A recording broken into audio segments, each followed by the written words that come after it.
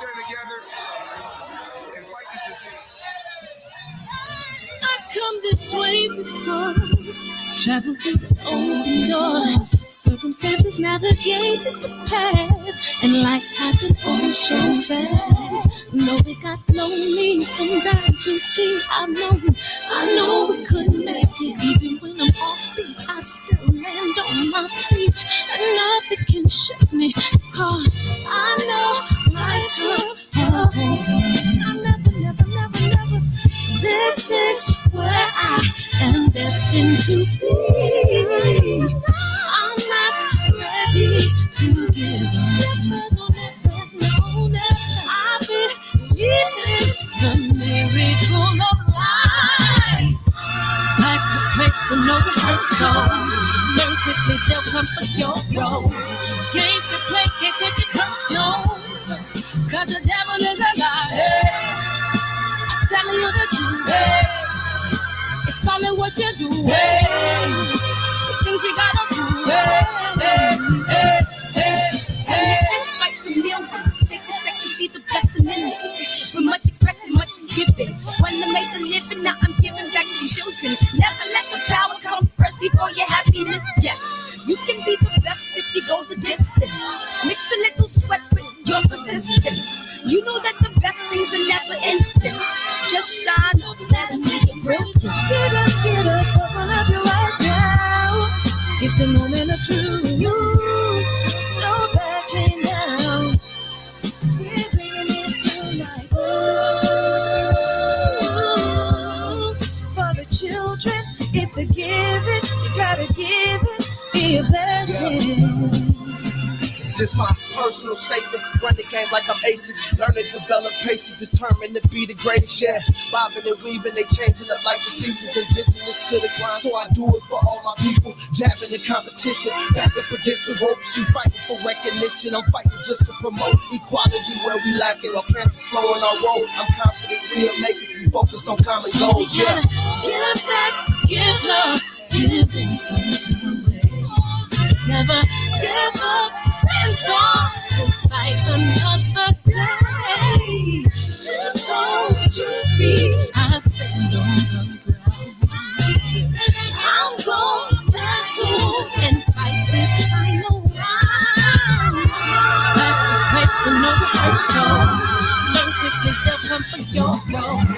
Can't get play, can't take it personal, cause the devil is a liar. Telling you the truth, hey. It's all in what you do, hey. Some things you gotta do, hey.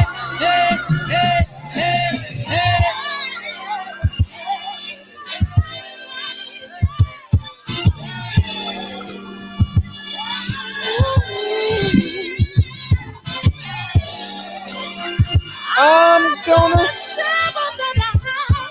get to those in need. Love is the word. Hey, DB, what up, King? How you feel? Mama call him JP. We gonna call him JQ.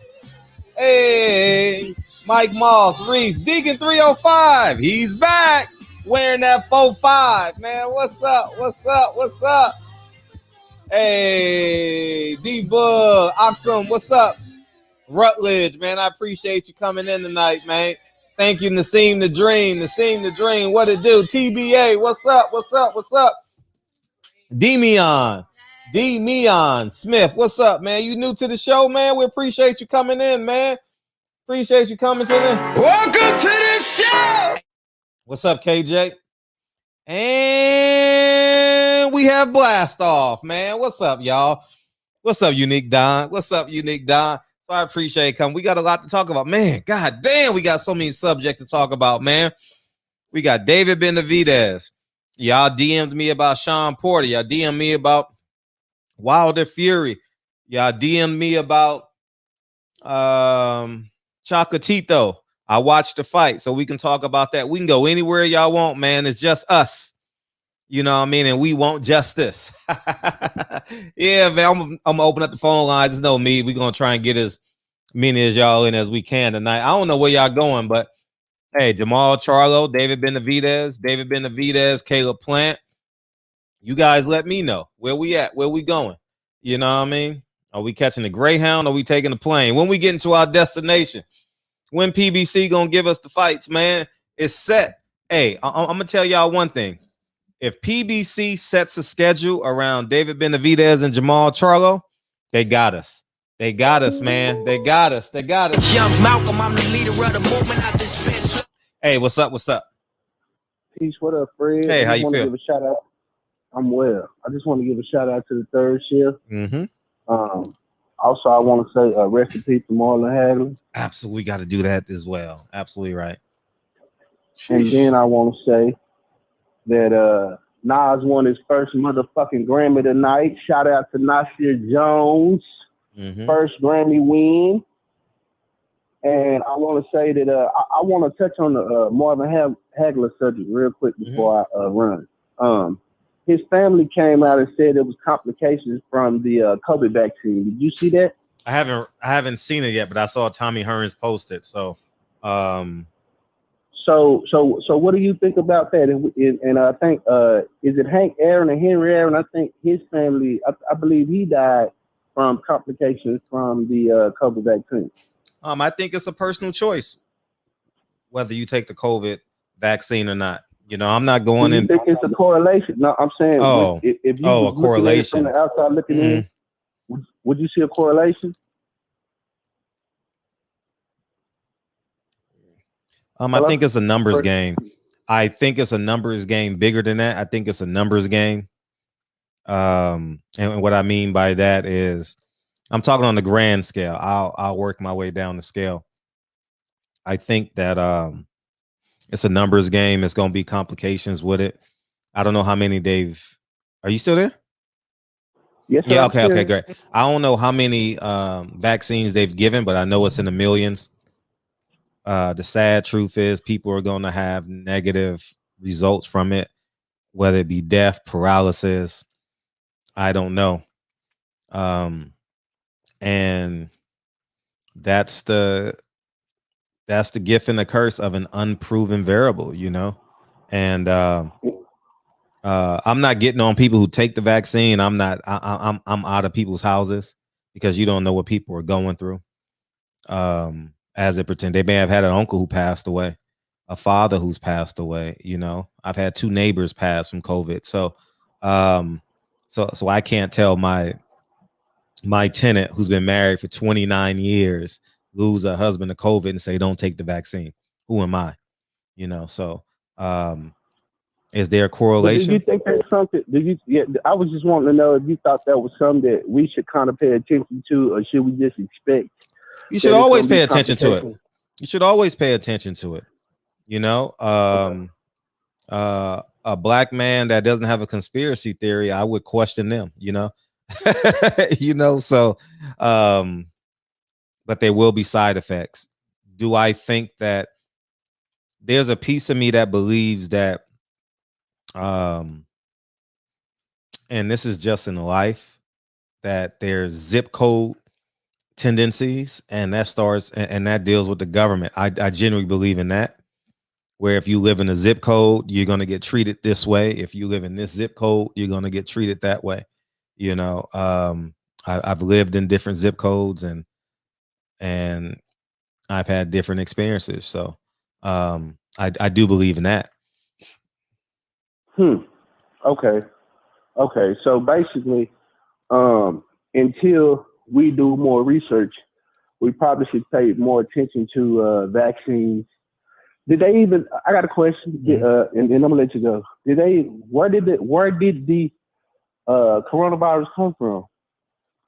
You said it came from China. I'm saying where? I mean, it originated out of thin air. Do we know where it came from? Or I read something.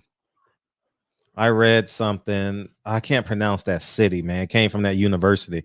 Oh shit!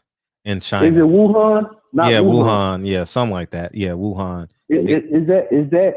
Do we have a definite origin, or is everybody speculating? So basically, what I'm getting to is if we don't know where it comes from or how it works, how do we have a vaccine for it? I can't answer that, but they have antibodies, so they can get the antibodies from dead people, you know, and create whatever they want to create. I'm not a scientist, so. No, I was just asking what you thought. I mean, I'm not either. I was just wanting to bounce that around. I mean, Wuhan, China. Thank you. Yeah. Or just seeing, was I missing something? But I just want to say rest in peace to Marvin Hagler. Absolutely, rest in peace, and thank you, Fred. Peace, man. Appreciate you. Yes, sir.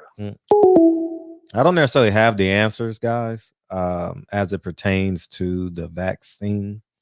And I understand it's going to be a hot topic for the next couple of days in boxing because of what happened with Marvin Hagler, marvelous Marvin Hagler, excuse me. And it's a tough pill to swallow. You know what I mean? Whew, that's a tough one. You know, marvelous Marvin Hagler is a piece of my childhood boxing. You know, the Superdome, obviously the Superdome in New Orleans is what I remember. Was that 1987? If I'm not mistaken. I remember that fight. What's it called? The Super Fight? I remember that. I remember the build up around that. I remember my older cousins and my uncles talking about that fight. I didn't get a chance to see it live, as I told you guys, but I did see it. And I think I saw it on VHS. I think I saw it on VHS. I really do. 85. Thank you. I saw it on VHS. I saw that fight on VHS. So, it's a tough pill to swallow, man. Wherever you look at it, man. I don't straddle the fence, and I'm not straddling the fence. But whatever you believe is what you believe about the virus, you know. Because how do you want to get like paralysis and you go against your beliefs? You know, as a man thinketh, so is he, right? So, you know, I haven't taken the vaccine. So, you know, so it's just it's totally your choice, man. I'm not gonna condemn you. I know people in the chat is definitely anti, and I've seen it over the past year about the vaccines and stuff. And you know, I'm just rebuilding my body. You know, my body took a 9-month timeout. Was it a 9-10-month timeout? You know what I mean? Keep it candidly honest, you know. So I'm back to rebuilding my body, Drew. My nigga, this is dedication. This is anti-hesitation. It's a real nigga celebration. What's up? What's up, Fred? How was your day today, man? I appreciate you asking, man. It's a good day. Okay, that's good. I mean, my favorite fighter passed away a couple days ago, Marvin Hagler, rest in peace. Yes, for sure. You know, I feel for like the vaccine, to be honest with you, I think it's necessary for anybody who, like, if you're acceptable to die from this at any age, you should do it. I got family members who work in hospitals and everything. They said they see people under 30 like I am dying from it, as well as older people and everything. So I feel it's necessary.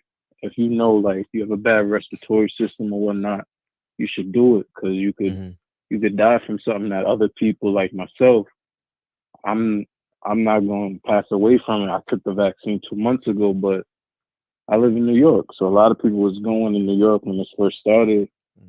I never got affected by this. So, you know, this thing is real serious. I think you should take it if you got the opportunity. I got it through my job. It was free for me, but I wasn't going to do it unless it was free. I'll be honest with you about that. So I was just at work one day, and everybody told me, like, it's CVS is about to leave the job if you want to do it. So I just walked to another floor and got it done. I only did it because it was free and I was at work. I probably wouldn't have done it just like you haven't yet. But I do think it's necessary. Like, if you know anybody with a bad respiratory system, tell them they might need to go do it. Like, if they got asthma or anything like that, it might be necessary for your lifestyle, because you can go. Yeah.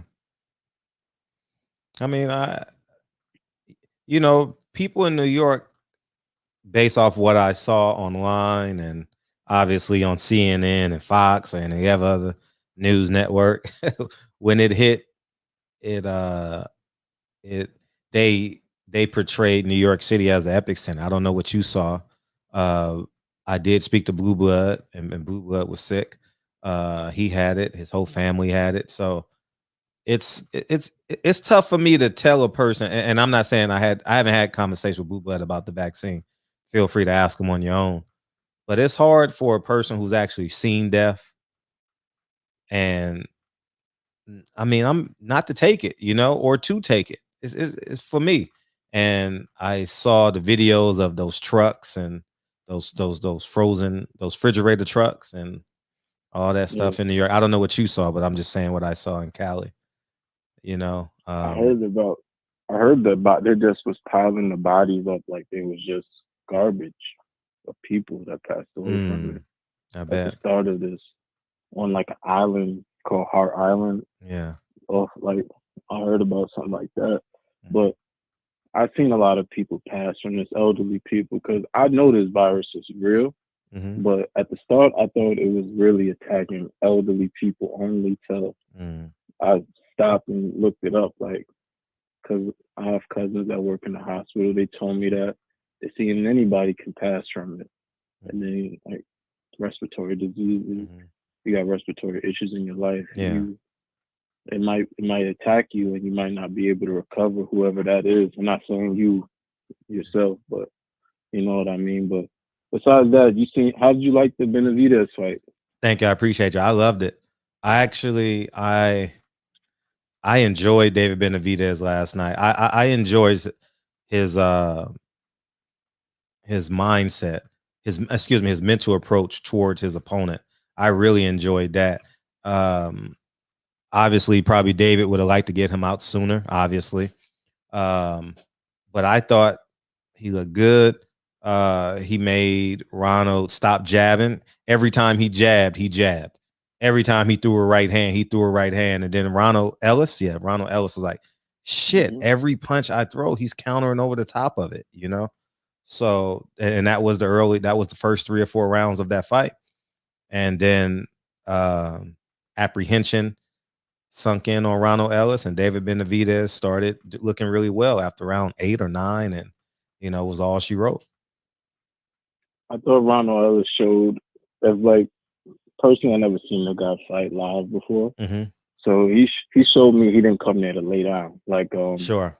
Benavidez fought Angulo, like, he fought him in like August last year, right? And I thought Angulo just got cooked. So at least Ronald Ellis showed us, like, he actually came to fight the man. He didn't come to get beat and get his purse. So I respected that. He started off with a good pace. So that's what let me know you're not here to get your ass whooped. That right. You're punching. I thought he won the first round clearly because he was really, really active. And I like what I've seen from David Benavidez, especially later in the fight. He was still combo punching. His jab was really good. He was going to the body with his combos. And I don't know if he could. I know he wants to fight Canelo or Charlo. I don't know if he could beat Canelo clearly like an ass whooping. I don't think he could do that because I did see him get hit a lot, and Canelo likes to capitalize on people standing still. He wants to throw those punches where he damn near screams. You know what I'm talking about, Fred. When he throws those big punches and he's screaming as he's connecting. So that might bother him if he fought Canelo. I feel him and Charlo would be a real good fight. Like it'll be one of those fights you could just have people watch it who don't even care for boxing. They just want to see a fight. I think that would be good.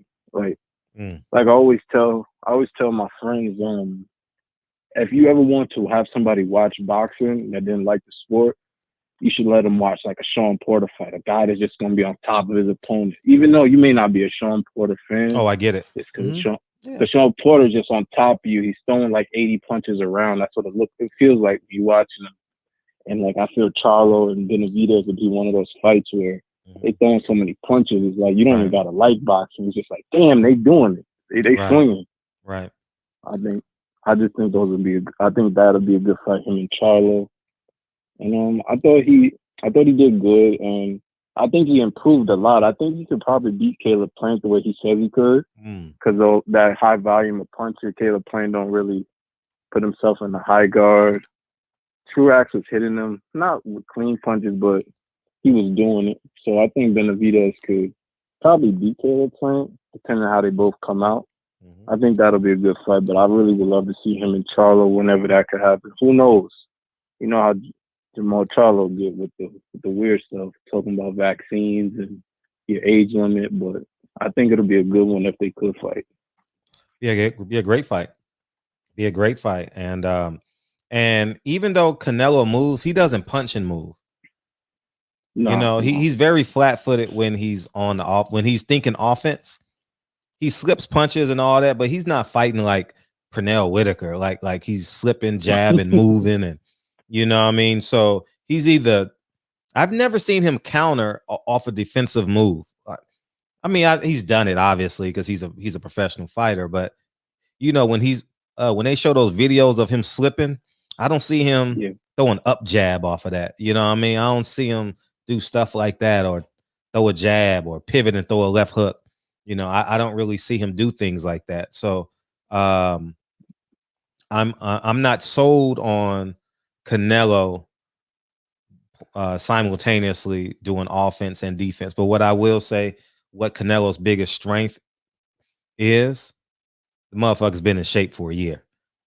so that's the good part, right? Yeah, he's been in shape for a year. And I'm telling all y'all fighters, Caleb Plant, if you out there, you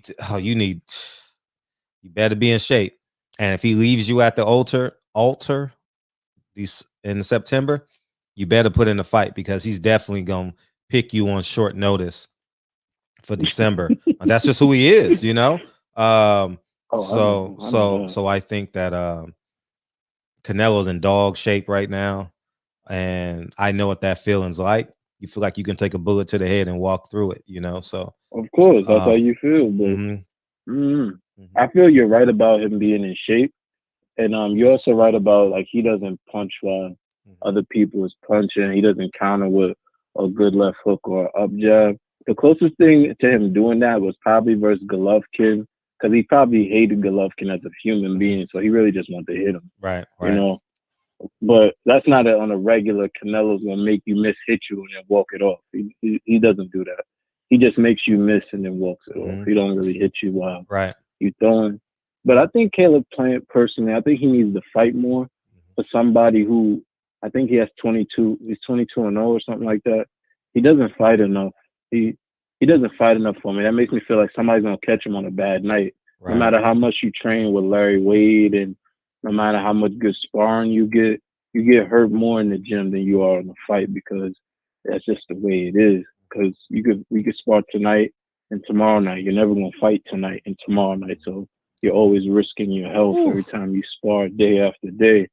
So I feel somebody like Caleb Plant might get caught on a bad day if he doesn't fight enough because he's already fighting guys who we would. I'll put it to you this way: the people Caleb Plant has fought. We would, well, not we, but Jamal Charlo would get roasted if he let those guys get in the ring with him. People already talk bad about Golovkin. Golovkin fighting guys, you can't even pronounce half of their name. Caleb Plant fought some European guy last year around January, right? That guy is not very good at all. He's not a top tier 68 pounder. 2019, he fought another guy that's not a top tier fighter. Truax is 39. That's three guys, last three fights, who are not top tier fighters. So it's like you just catching W's. But we would really roast the other fighters if they sign contract with those guys. So he might get caught on a bad night because he ain't fighting good competition as it is. We'll see. Get off my line, man. Appreciate you. All right, appreciate you. Thanks, New York. All right, peace. Yeah, man. It's you know, Ronald Ellis.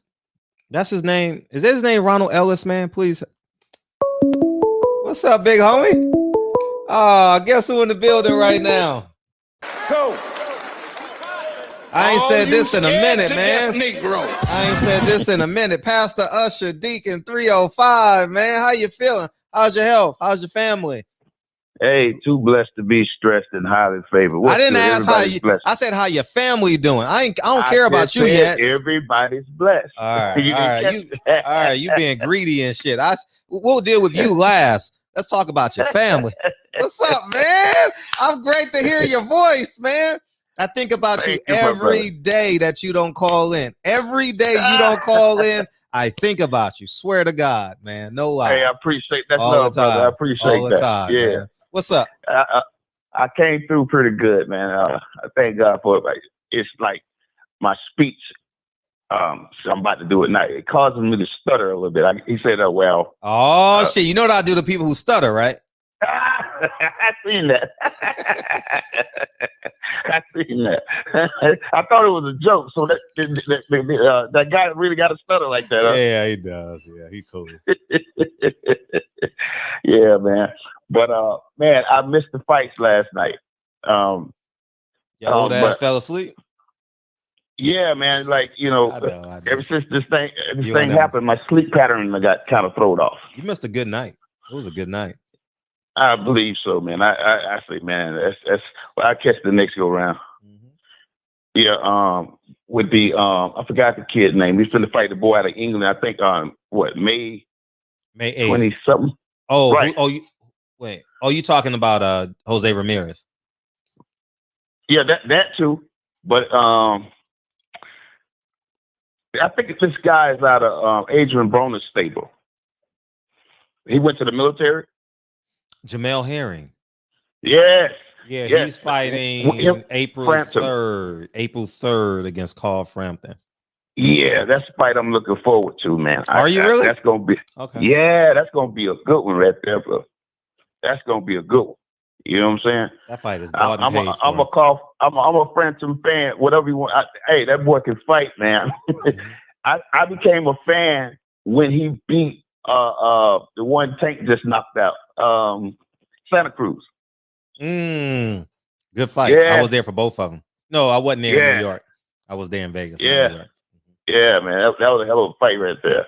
But with Benavidez, I believe it should be him and Jamal fighting each other, and the winner walk away with the opportunity to face Canelo next. Ooh. I think that should be the run up to Canelo. Ooh. What you say? I'm telling y'all, if they built the schedule from now until the end of the year, with Canelo fighting the winner of David Benavidez and PBC, I mean, this is too much sound like right. And PBC built the schedule up like they did Spence and Mikey Garcia, like how they had all those fights building up to Dallas. Right. And it's again, road to Dallas again. Oh man, I'll be an excited, happy boxing fan. I'm not gonna lie. I'll be very happy and excited, and I hope that they can do it. Matter of fact, I'm gonna post that after the show. I'm definitely gonna post that. Absolutely. And I'm telling you, if we keep the pressure on that type of fight to happen, I believe it will, because it's a lot of power that comes out of the shop. Yeah, it's a lot of things. Yeah, it's a lot of things get started and done about this shop. So I believe that the tidal wave should push for this fight, and I believe it'll happen. I just don't know when, but I believe it'll happen sooner rather than later if we put that pressure down. Do what you say, post it, and everyone else should, make that card where they facing each other, leading up to the winner fights Canelo next. That'd be awesome, man. Yeah. That'd be awesome. It gives fans something. It makes it a season, and that's what fans want. The best fighting the best. It's not the welterweight division this year. It's 168. Right. I mean, it can be if Spence and Crawford decide to fight each other, but since they're not, and while we're building up 168, we got 122 and 154 just hammering it out on the undercards. I got another fight I would love to see. At first, when I first heard it, I was like, nah, I don't like that fight. But Terrence Crawford should go ahead and face God damn, it's fucking with my brain. I can't even speak. What's the boy name? Jamel Oh my Charlo? God. No. Sean Porter? There you go. God, I can't believe I can't call this man's name tonight. Sean Porter.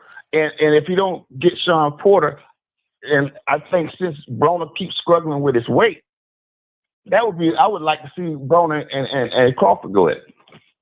Oh man, come on. Yeah, I would love to see that. Because I'm telling you right now that Broner has one of the best chins in boxing.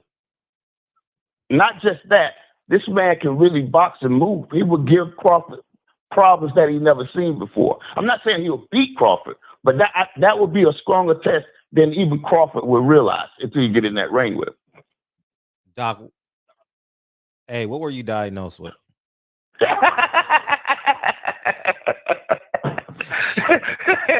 Boy, you need to quit. Hey, but I would still like to see. I know, he got this reputation of late or of not moving his hands like he should. But trust me, you ever been in a situation where someone forced you to do more than you wanted to? Crawford would force him to fight more than he wants to because Crawford has relentless pressure. And he's coming, not just pressure, he's putting hands on folks. And trust me, hard as he's punching, Broner going to be forced to fight or flight. And he don't want to be seen running away from this man all night long. We already saw it. We already saw the best of Adrian Broner with Manny Pacquiao and Sean Porter. He showed you who he were. You an old nigga, man. You should know who Angela Maya and you got me sounding like you. What's her name? Maya Angelou. I said Maya Angelou Mayo.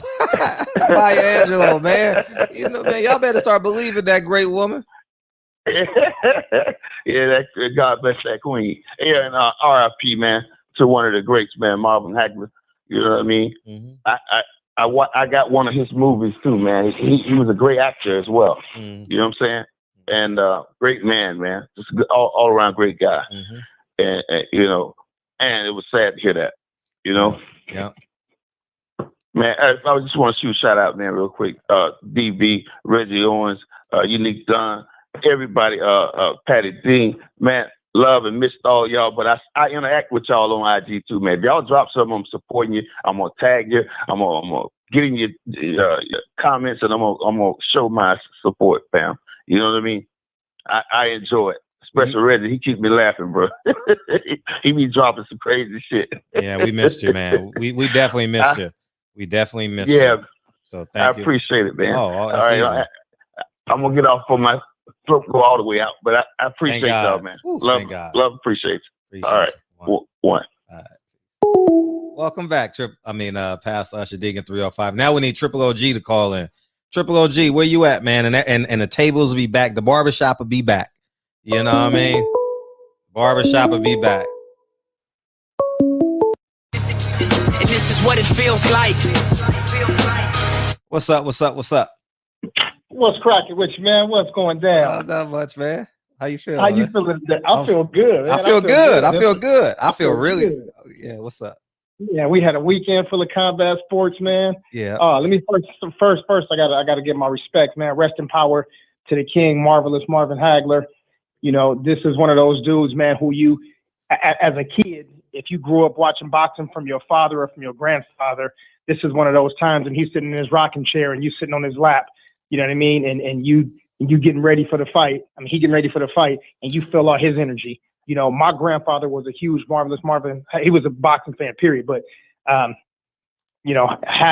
Hearns, Sugar Ray, like that was his stuff right there. So I grew up having those dudes on the VHS tape in front of my face, man. So this is one of the first dudes that I ever seen boxing, period, and really fighting, like have a fighter spirit, have power, have skill, so I'm fortunate to have him going, but, we keep his legacy alive by talking about him in these, the conversations like this, especially at the barbershop. So rest in power to that king.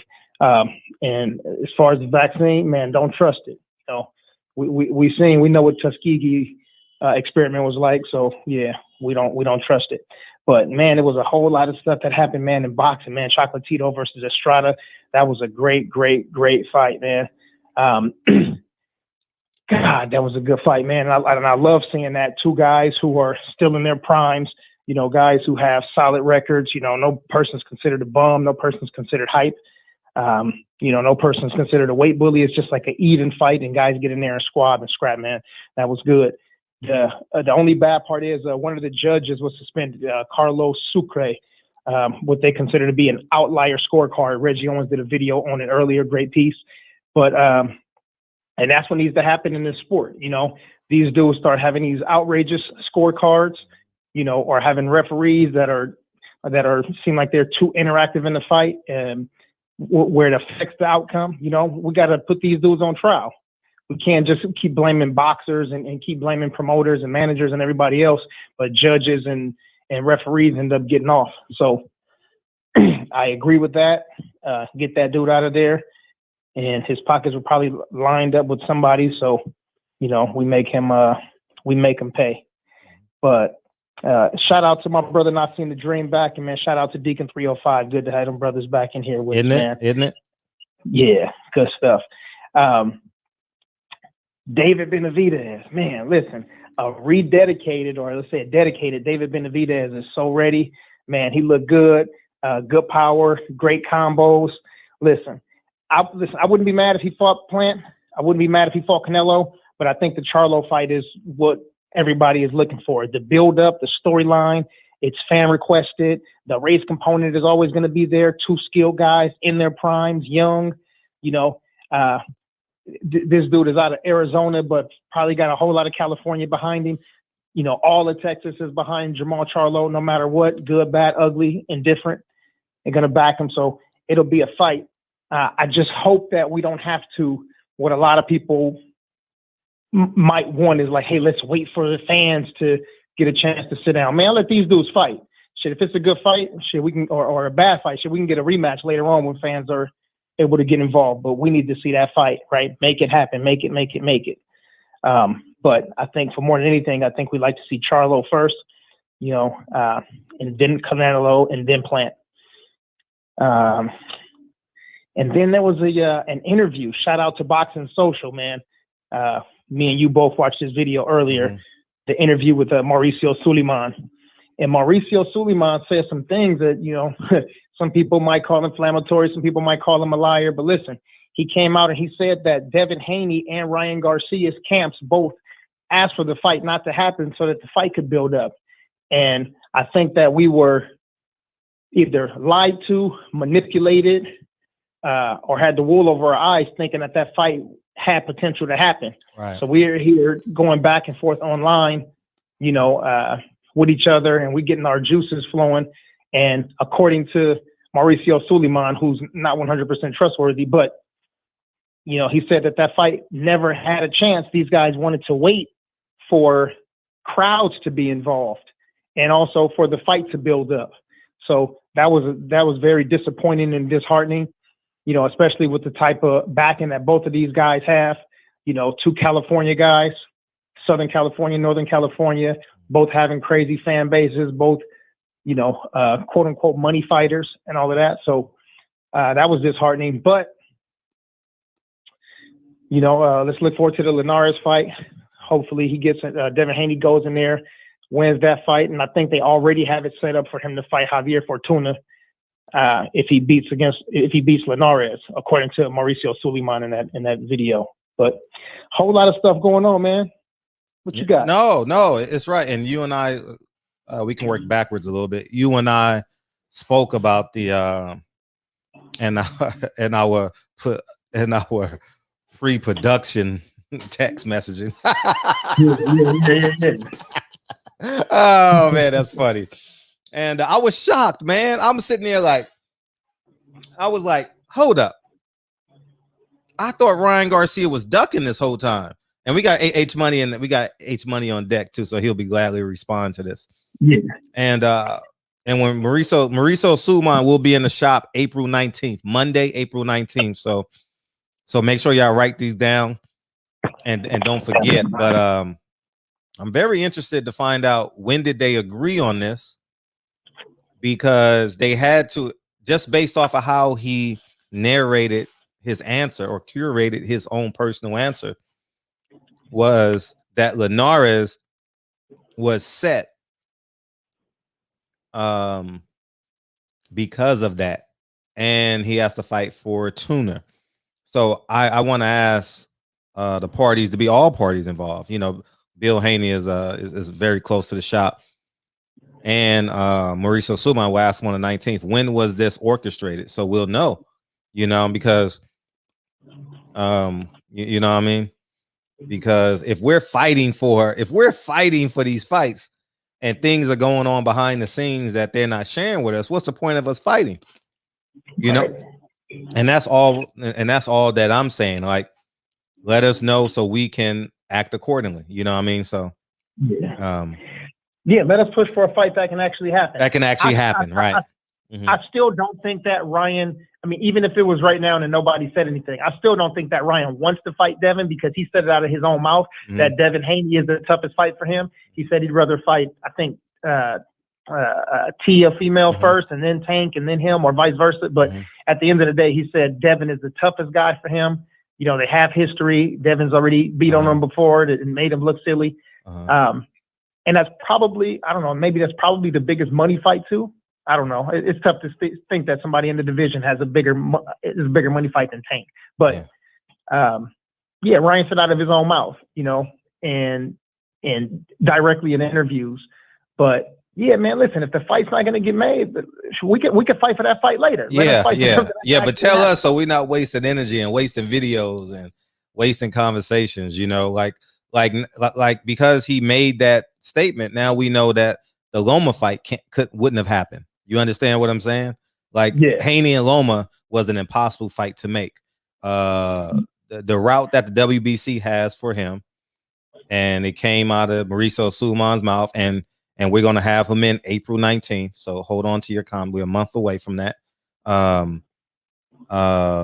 He's going to fight Linares, and then he's going to fight for Tuna. So that's Devin Haney's 2021, based off of they only fighting once, maybe twice a year. So that's where we're at with it. And it's no use in saying Devin Haney versus Loma, Devin Haney versus Ryan Garcia, Devin Haney versus Tank. He said because he picked up a vacant belt, Devin Haney has two mandatories. And I ain't checked their bylaws and nothing like that. You probably got to go to another channel for that does all the bylaws and stuff like that knows them in the top of their head. I'll research it as we get closer to the WBC president. L Dub probably know that. Oh, L Dub. Okay. Yeah. Okay. Good. Thank you. So, so Devin is done for 2021. You know what I mean? Now we got to focus on, will Tank fight Teofimo Lopez? You know, I don't know what Ryan Garcia, I don't really care what Ryan Garcia does. I'm gonna keep it a buck. Who is Ryan fighting next? Who gives? I can care too. I don't care. You know, I really don't care. You know, he's not gonna fight an upper echelon fighter. They're gonna find somebody that's 21-0 and he's gonna be black, and you know what I mean, he's gonna be this, he's gonna be that, you know. So, you know, that's what they're gonna do. So yeah, PJ Big Dog said, who is Ryan fighting? I don't think Ryan has anything said it, but just like Fred just said. And then I'm 100 said, how does Linares jump over Fortuna though? I think Fortuna was injured, or I don't even remember, but I know Mauricio Suleiman spoke about it. But y'all can check it out. Shout out to Boxing Social. It's on theirs. It was the interview from yesterday. Mm-hmm. So this ain't DB's words. This ain't Fred's words. These are the words that Mauricio Suleiman said out of his own mouth. Mm-hmm.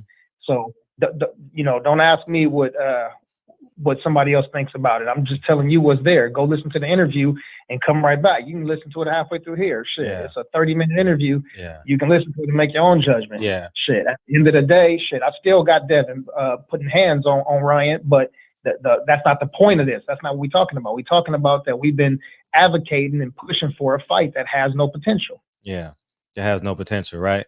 And I'm advocating that we stay fans. Love Devin, love Bill, love Wilder, love Earl Spence. Stay fans. Okay, H Money's on deck. Stay fan. It's important that we stay fans, so these fighters and these promoters and these managers can hear pure, honest voices. You know, You know, like I've made the mistake, and y'all seen it literally blow up in my face, you know, as it pertains to the Porters. You know, just stay fans. You know, stay fans, and that's what I vow to be for the duration of this platform. You know, so and we're gonna be here a while. So, Brandon, I agree. He said Ryan versus Riley's incoming. Listen, I think that would be You're great. right. You're right. You know, get all of these, get all of the secondary and third and all of the subsequent belts. You know, all the mandatories. Get all of those dudes fighting, and there's another fight that can be made. You know, I think Ryan beats Riley. You know, which is great. Ryan beats Riley. He's gone. Dev going there and beat Javier Fortuna and also Jorge Linares. Man, the fight would be built up. I agree with that. You know, I think that the fight will be bigger. There'll be more anticipation. So yeah, that can happen too. Yeah, and that makes a whole lot of sense. You know, not get rid of Rolly, but put him in the back of the line. Put Linares in the back of the line, and now we got some fights that fights now. Now fans believe. Now you're gonna have fans that have more trust in Ryan Garcia. You understand? Like I don't have any trust in Ryan Garcia. I don't think he can beat. I don't think he can beat none of the three guys that are above him. And the same about Rolly? Oh, that's a good fight. You know, I like the press conferences for those. Be honest with you, I like that. That would make me happy, and I think that may be the option. I'm glad whoever put that in the chat. Great pick. I think that can be the option. You know, makes a whole lot of sense.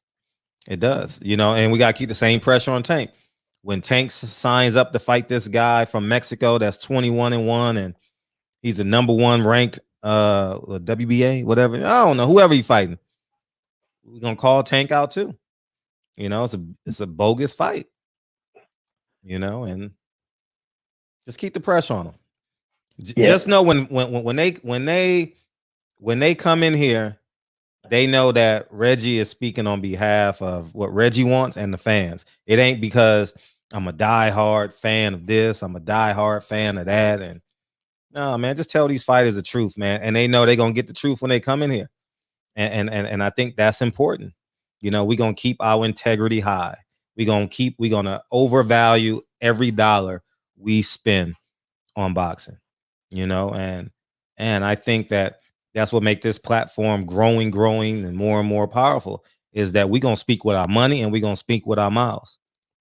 And that's the way we're gonna sustain ourselves. Yeah. Fan of boxing and then fan of a boxer. Mm-hmm. You know, for people that say they love boxing, you can't say you love boxing and then you advocating for 3 or 4 people more than you do for the sport. Mm-hmm. You know, because the sport dies that way. You know, we all have our people that we like and our fighters that we love or that we have a connection to. That's cool. But listen, if my brother start, you know, saying if my brother's sitting on the phone talking to a dude all night, you know what I'm gonna call him.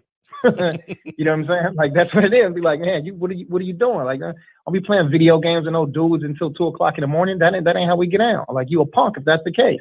You got to call an ace and a spade a spade. So when our dudes start acting crazy, man, we gotta let them know, like, hey, we watching you. You know what I'm saying? So turn, you know, change your tune and get back in there. But I believe, you know, like I believe that most of the dudes that we've been backing, you know, for the last decade are the best in the business and will beat the other dudes that they've been, you know, supposedly supposed to oppose. Okay, yeah, that works. But yeah, man, I had a good weekend watching these fights, and I think it's a lot more good stuff to come up. By the way, I don't know if you heard this, but PBC is supposedly going to drop their schedule at the end of the first quarter. So in the next couple of weeks, PBC should be dropping their schedule. So that should make you happy. They are? Who told you that? Make you happy. Look. They are for real. Oh, you joking, nigga? You joking? I know your Granny. I know you. See you. There go Fred. Hey, no owl again. You got me. No, that's it for real. That's who told you that? I heard 2 different times. I'm gonna send you the video. So see how Mauricio Suleiman said something earlier. I'm finna send you this so you can see the people saying it straight from their mouth. Oh, thank you, PBC. I'm happy.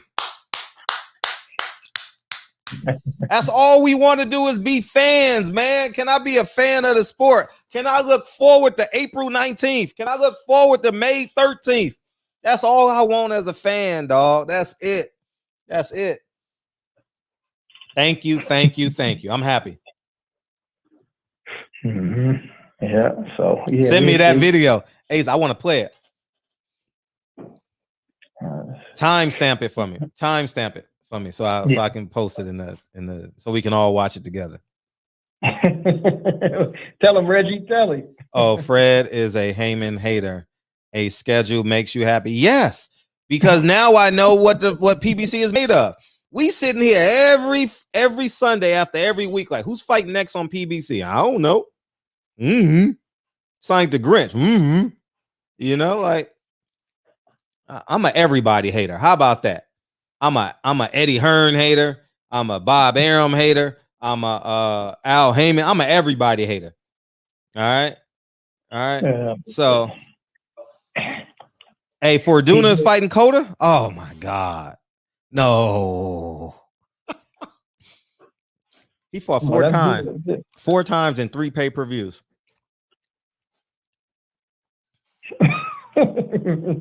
Damn, this nigga, man. And see Reggie, Reggie for EBK. What's that stand for? Huh? What that stand for? EBK. Everybody killer. Come on, man. Quit acting like you grew up in the hood. Everybody killer. Oh man. Yeah. P Good just said that Showtime dropped the Bellator schedule. All right, good stuff. Yeah, I like that. Yeah. I am about to start watching Bellator, y'all. I ain't gonna even lie. April 1st, right? April something? Yeah. I'm gonna watch the first card. Yeah, it's gonna be cards like 2 per month. So it'll be one like every other week. So, I'm definitely watching that first card, April, whatever it is. It's gonna be Final Four night though, but I'm gonna watch it. Yes, indeed. Reggie Owens, Tone Brown, H Money, where y'all at, man? I want to hear what these brothers got to cook on about this week, man. All right, we got Kyle on deck. H Money dropped off. Let's get it. All right, for sure. All right, bro. Peace. What's up, Kyle? Fred was. Oh yeah, I can hear you. Oh yeah, I can hear you. Hey, yeah, you having a lot of technical difficulties, man, since you upgraded your whole entire production system. Yo, how you feeling, man? What's up, Tay Jones? Yeah, I'm feeling good, man. What you got, big homie? Hey, you know, man, I'm feeling good, man. I did a little live stream earlier today. My dog stopped by to holler. Yeah, the fighter on. That's Triple OG. I'm gonna just bring him on and just put him on hold. Wait your turn, but I'm gonna put you on hold right now, okay, big homie, sir. Gotcha. All right, thank you. All right, okay, go ahead, Kyle. Kyle was on. Shout out to Triple OG, man. Yeah, man, it was a great day, man. Like you say, man, like you always tell me, content is key. Being consistent in your content, man, is the key. And shit, I'm being consistent, man. Now I'm going every day, man. I'm dropping some shit, trying to make a shape. You know what I mean? As you should. Man, this year, man, I'm trying to get 3 documentaries done, man. I'm trying to do at least 3 documentaries this year. I know it's a tall task, but my homeboy I had on today, since he's out here, it's going to be easier to get it done faster because, I mean, he's out here, so I don't have to, like, fly out nowhere and bang, like, do every, you know what I'm saying? I can, like, every couple of days, I can do something different on him. Versus having to go all the way to Philly or all the way to VA. So, yeah, man. So if y'all been following the interviews that I've been doing with some of the boxers, most of them, those are the people I'm doing the documentaries on, up and coming fighters. Trying to get them some more fans, man. I'm trying to get more people to come over here to the barbershop, man. But we come on so late on the East Coast that most of these dudes, they got to train in the morning, so they be sleep. I was on live with my homie yesterday, man, and I brought you up, of course. You know I stopped them for a set. Okay. So whenever, yeah, I try to tell them all, man, like the place you need to go is the barbershop, man, because people in here are so genuine. I'm speaking for everybody because everybody here, for the most part, are genuine people. You know what I'm saying? Making a sacrifice. Yeah, we've done a great job. Pussy, sleep, money. Everybody here making a sacrifice right now. Like it or love it or whatever you like. You know what I mean? Sure, for sure. I think we've done a great job in the barbershop community of supporting and helping each other. You know what I'm saying? Shout out to Reggie Owens, DB, Tank. You know what I'm saying? A lot of other guys. You know what I'm saying? We do a great job of helping each other build our platforms. You know what I'm saying? Like, for instance, Tank, he's about to come out with his movie buff page, YouTube page. It's gonna be classic. If you ever broke down a movie with him, you're in for a treat. So everybody stay tuned for that, because we talked about fantasy fights between boxers from different movies and stuff like that, and we had a nice breakdown. Of course, Reggie Owens and him, they have their book reading. So if you can't read, go ahead and go on YouTube and let them niggas read to you. You know what I'm saying? So yeah, man, them dudes, they doing a hell of a job with the book reading, man, because a lot of niggas don't read. So this is a great time for us to go over there and fellowship with them brothers, man. And of course, you know, I'm on right after Fred, aka Mr. Red Bull. You know what I'm saying, Mr. 5-hour energy drink. Because, like I say, man, I gotta do my overtime, but also I gotta keep the show rolling, man.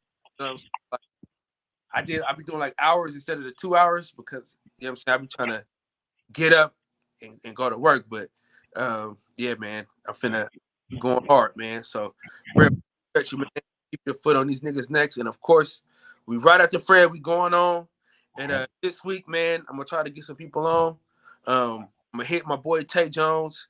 You know what I'm saying? We got some stuff to talk about, man, because April 10th, he get down. You know what I'm saying? He's fighting April 10th. So everybody, Tay Jones is a valuable member of the barbershop.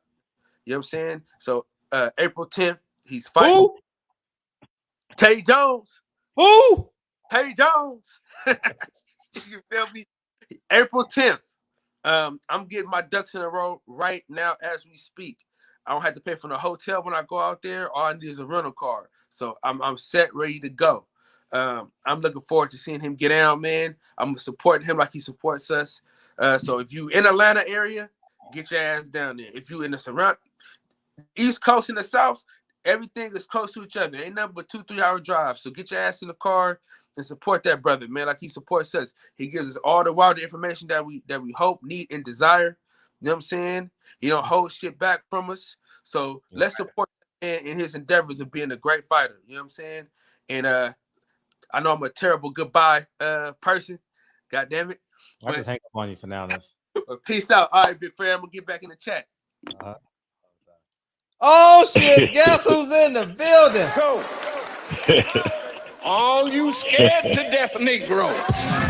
Where the hell you been, nigga? What you been in? Where you been? No, I've been rolling, man. Guy used to live with me. He died. But anyway, I've been busy. But look, did the guy just say go support somebody in Atlanta to a fight? Yeah, Tay Jones. You know Tay. Yeah, I know him. I'd love to go see him, but shit.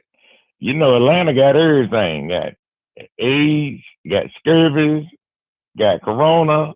They've been open, they never closed. Ain't nobody taking no shots. Ain't got you, motherfuckers sick as hell down there. Atlanta ain't got you. You're right. They ain't got me. They damn sure ain't got me. Now, I keep hearing about these fights, this wish list of fights. I'm used to seeing the Haglers, the Hearns, the Durans, the Alis, the Holmes, the what's that dude's name? George Foreman, Ernie Shavers. I mean, I've seen all this, man. Then we come up and we get some Riddick Bowe and the other big heavyweight from England. I can't think of his name. Black guy that Bowe didn't want to fight. And they were good fights, man. Wilfred Benitez. You know, I've seen all this. I didn't hear these guys talking shit to each other unless they was at the press conference And it's like Ali and Frazier was on a damn news show. I can't think of who the guy news show was, and they was being interviewed. Them fuckers got to fighting on the damn set. So these motherfuckers see each other and won't even fight each other outside. Those boxers in the past may have gotten in a scuffle outside the ring before the fight. So I don't believe these fights gonna happen, man. I don't believe it's gonna happen.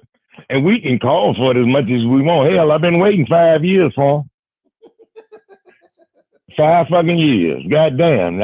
I be 5 more years, I'd be 70. Still waiting for these motherfuckers. They be behind me talking about, damn, man, how old you now, OG? About 20 years older than you. You done got 10 years on yourself. Hey, but look, that dude, he stands flat-footed and throw punches. Benavidez. And he got some pretty fast hands. And I like a little move that I saw him do. He would reach over when the man had his high guard up. He would reach over and time it pretty. He reached that glove over, left hand over, pull his glove down, and bam, hit him in the side of the face. Did you see that? Oh, very much so. Yeah, one of the cool ass moves. Yeah. He did it with style, man. I said, damn. That shit was cool, man. But he fighting, somebody said, who was that said Canelo, he's so tight, he fight, he can take a bullet. Well, hell, the motherfucker been fighting somebody with a blank gun the last 5 or 6 fights. So he ain't fought no damn body with no bullets. I like to see him fight somebody with a bullet since he's willing to take one. He in so much shape. Who has he fought, Fred? The top guys that fought him were putting something on his ass. So he decides to go fight 5 or 6 motherfuckers in a row that won't even swing at him. They won't even swing at him. What kind of shit is that? We already saw what Floyd can do to him. We saw what the Cuban guy did to him. We saw what one of my little favorite fighters that'll fight everybody. What was the guy's name? I think Canelo knocked him down, but he gave Canelo a good fight. He fought about 4 tough guys, and he backed the fuck off once he got that DAZN contract or whatever it was. He backed off. Benavidez is gonna beat the shit out of his ass. One, he too big, he too strong, and he ain't them goddamn cream puffs that he been fighting. Now Benavidez is gonna hit him, and he gonna hit him in the head. He got fast hands, both of them flat-footed. Ain't nowhere in the hell he gonna duck all them blows that Benavidez is gonna throw at his body, because he throws some blows, and he don't waste no punches. I bet you Canelo be grabbing him. So Canelo is right not to fight that motherfucker.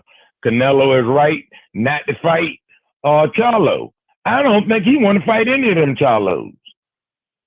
You know why? Because he ain't fought them. They there. This motherfucker running here, there, everywhere. I'm not convinced of him. When somebody tell me he can fight, yeah, I can fight too if ain't nobody swinging back at me. I just haven't seen, he ain't fought no top competition. Lately, he just do what he do. And I see Benavidez can get himself together. He'd be pretty good, because that's the best shape I've seen him in. He was hitting that man with some hell of a shots, but man, that guy was in there for that. He's not going to be hitting Charlo like that, because Charlo going to hit him back. So that would be a good fight, but I don't think we're going to see that. These guys want to have a crowd if they're going to do it.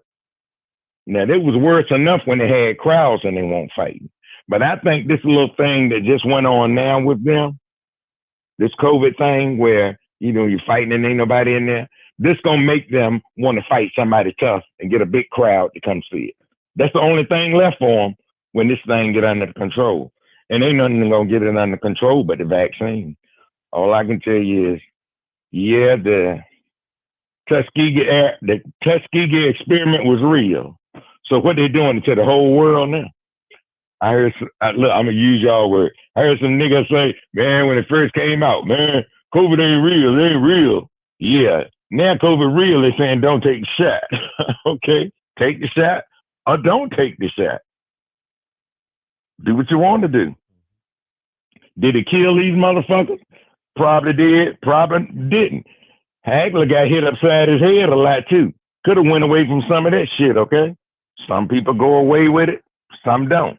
They said he had his bone in his head was about 3/4 of an inch thicker than most other people who were boxing. Hell, his brain could have been hurting. We don't know what was wrong with the man. The man left here depressed and went over to France or England, and he was from the United States. He fought Ray and said, fuck it. He ain't even asked for a rematch. So what did it tell you about him? He broke some hearts when he left.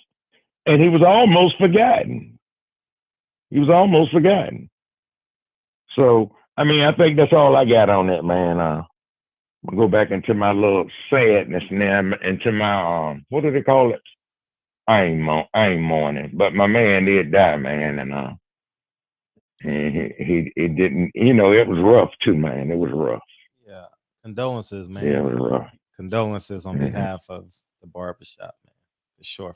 Yeah, you can about tell when something going on with me, man.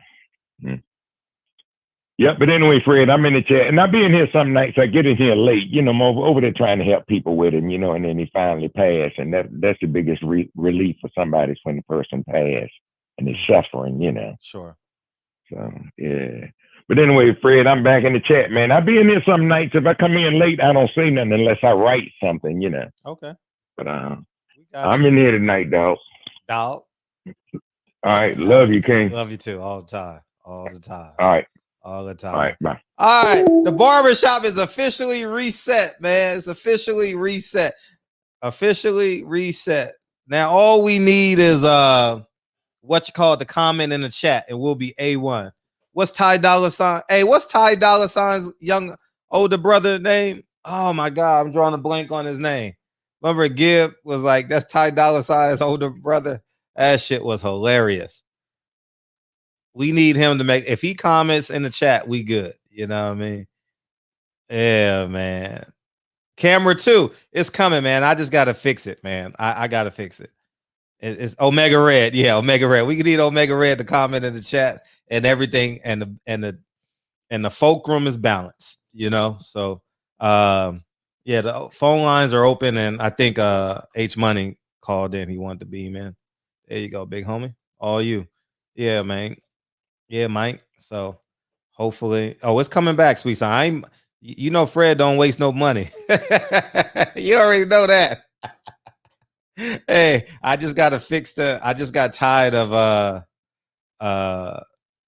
bringing it on and the balance be off, so it's sitting right there. So we'll get it done. We'll get it done, son. All right, I got y'all. We'll be good. But where are we in this conversation? Oh, Raymond Ford. Did y'all see Raymond Ford? That was a draw. I thought he lost. He got that. He got that I'm the promoter's fighter benefit, and many fighters get it. Not that it's fair.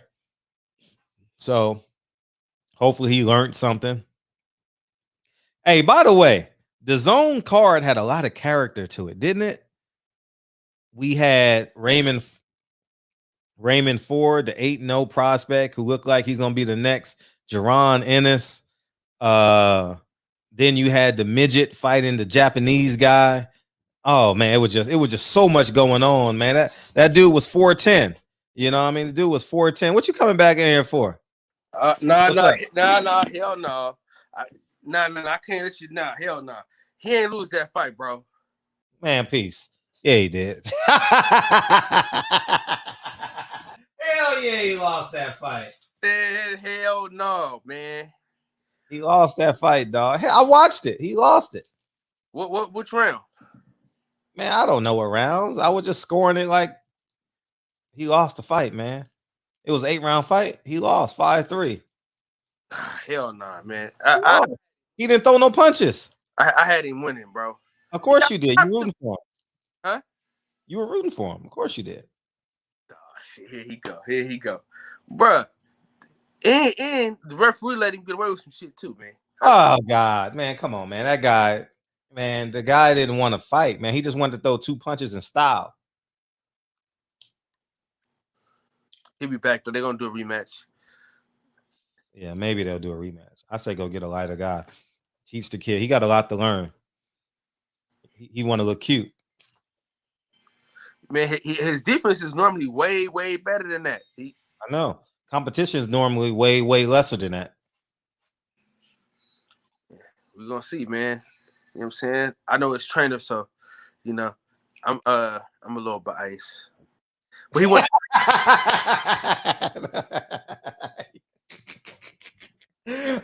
You funny, Kyle. You a funny nigga, man. You know me, man. I'm a biased in the motherfucker, boy. But I tell you what, he did win that fight, though. All bias aside. Hey, how'd you feel about Emma Williams? I meant to ask you about that. I liked him. Yeah, I was impressed. I'm very happy for the kid. And I told you guys last week, I don't know how good he is. I want to see. And he proved that he knows nothing about boxing. And that's what's going to make him great, is that if he has a great trainer, they'll be able to pour into him and make him a great fighter. Yeah. I saw so many holes in his game yesterday.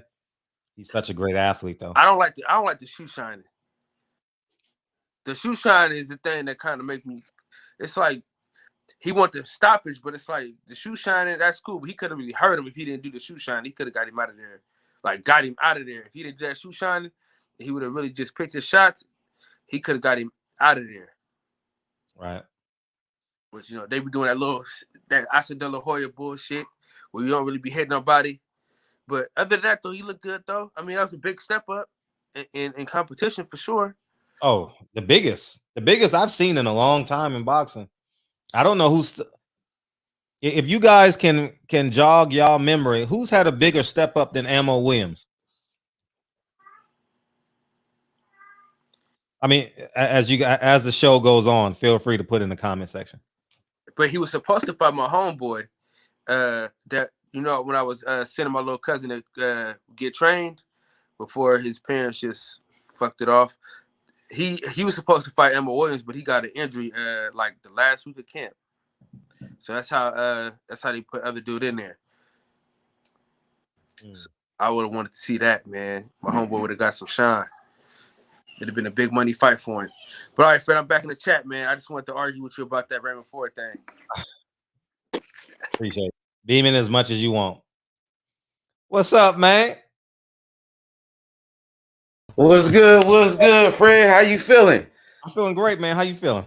Man, it's been a tough week, dealing with the death of the greatest middleweight of all time, Marvin Hagler. I was just here, this past Thursday talking about Marvin Hagler when and I remember you made a video about Earl Spence. And you said, something like the next Marvin Hagler type, how I say Devin Haney's the next Mayweather, you feel me? And it's, Fred, it's tough. It's definitely tough. A fighter that did everything you wanted, who gave you every fight you ever asked for. He fought everybody from Thomas Hearns, Roberto Duran, Sugar Ray Leonard. He beat Sugar Ray Leonard. He got robbed in that fight. He dominated the fight. Sugar Ray Leonard was tired. He was running and he was holding on. You know what I mean? And Hagler was putting the pressure on him, hurt him with an uppercut. Sugar Ray was holding on for dear life. Excessive holding. Richard Steele was the referee in that fight. And we know about Richard Steele fixing fights. What he did to Meldrick Taylor, man. Let's be real about this situation. Marvin Hagler is the greatest middleweight of all time. He's never been knocked out. Over 60 fights. He should have been undefeated. Ain't no man whooped Marvin Hagler ever. Out of 60 fights, nobody. And he was knocking people out. He was knocking everybody out. What he did to Thomas Hearns, Fred, the greatest fight of all time. The greatest fight in the history of boxing. 3 rounds of action. All-out war. Toe-to-toe. And he could box. He could finesse you. Could switch to southpaw. Orthodox. Who did it like him? You know what I mean? Nobody, bro. Nobody. We got great fighters nowadays. Terrence Crawford, that Marvin Hagler was one of his favorite fighters. And you see Terrence Crawford switching to southpaw to orthodox, just like Marvin Hagler. He inspired the game. Change boxing. Change boxing, bro. Never had a silver spoon. Never. Over 50 fights before he got his first title fight, bro. They had to get the senator, bring the senator to give Marvin Hagler a title shot, man. After 50 fights, Fred. Have you ever heard of this? And he said it. Joe Frazier told me, I got 3 things against me. Joe Frazier, legendary champion. He told Marvin Hagler, you got 3 things against you, bro, in the sport of boxing. Number 1, you're black. Number 2, you're a southpaw. Number 3, you're very good. The original boogeyman in boxing. Nobody wanted to fight him. For 5 years, Sugar Ray Leonard ducked him, called him out. I remember Sugar Ray Leonard had a speech, and he was supposed to call out Marvin Hagler, and he said, I would never fight Marvin Hagler. I'm retired from the sport of boxing. Disrespected Hagler. Hagler there with his wife. Sugar Ray Leonard playing diva games. The original duck, Sugar Ray Leonard, who ducked Aaron Pryor. Let's be real about it. Did Sugar Ray Leonard give you all the fights you wanted? He never fought Aaron Pryor, bro.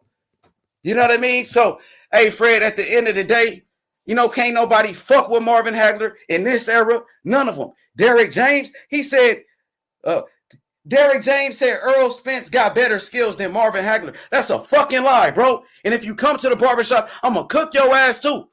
Real talk, Derek James. Or should I call you Derek Lames? That's what I'm going to say. That's what I'm going to say. You disrespecting Marvin Hagler by comparing Earl Spence to Marvin Hagler. Because Marvin Hagler would have knocked out Mikey Garcia. Marvin Hagler would have knocked out Danny Garcia.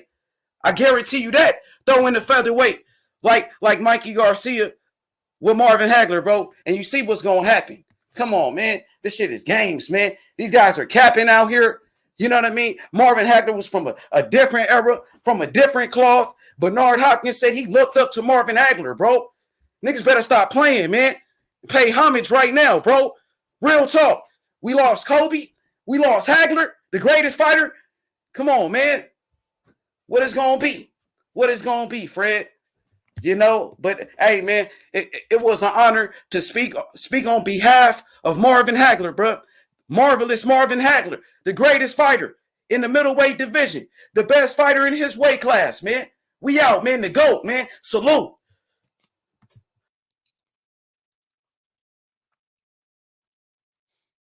He said he calling out trainers now. You funny. Mm.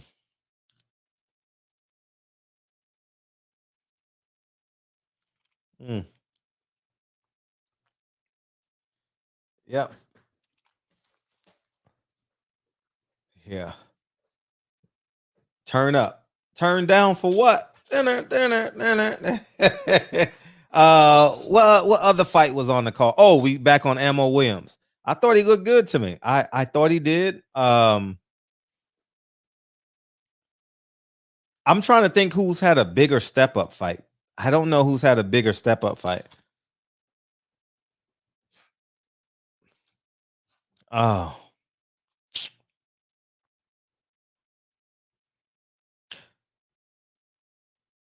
I don't know who's had a. How about Jamel Charlo, Erickson Lubin?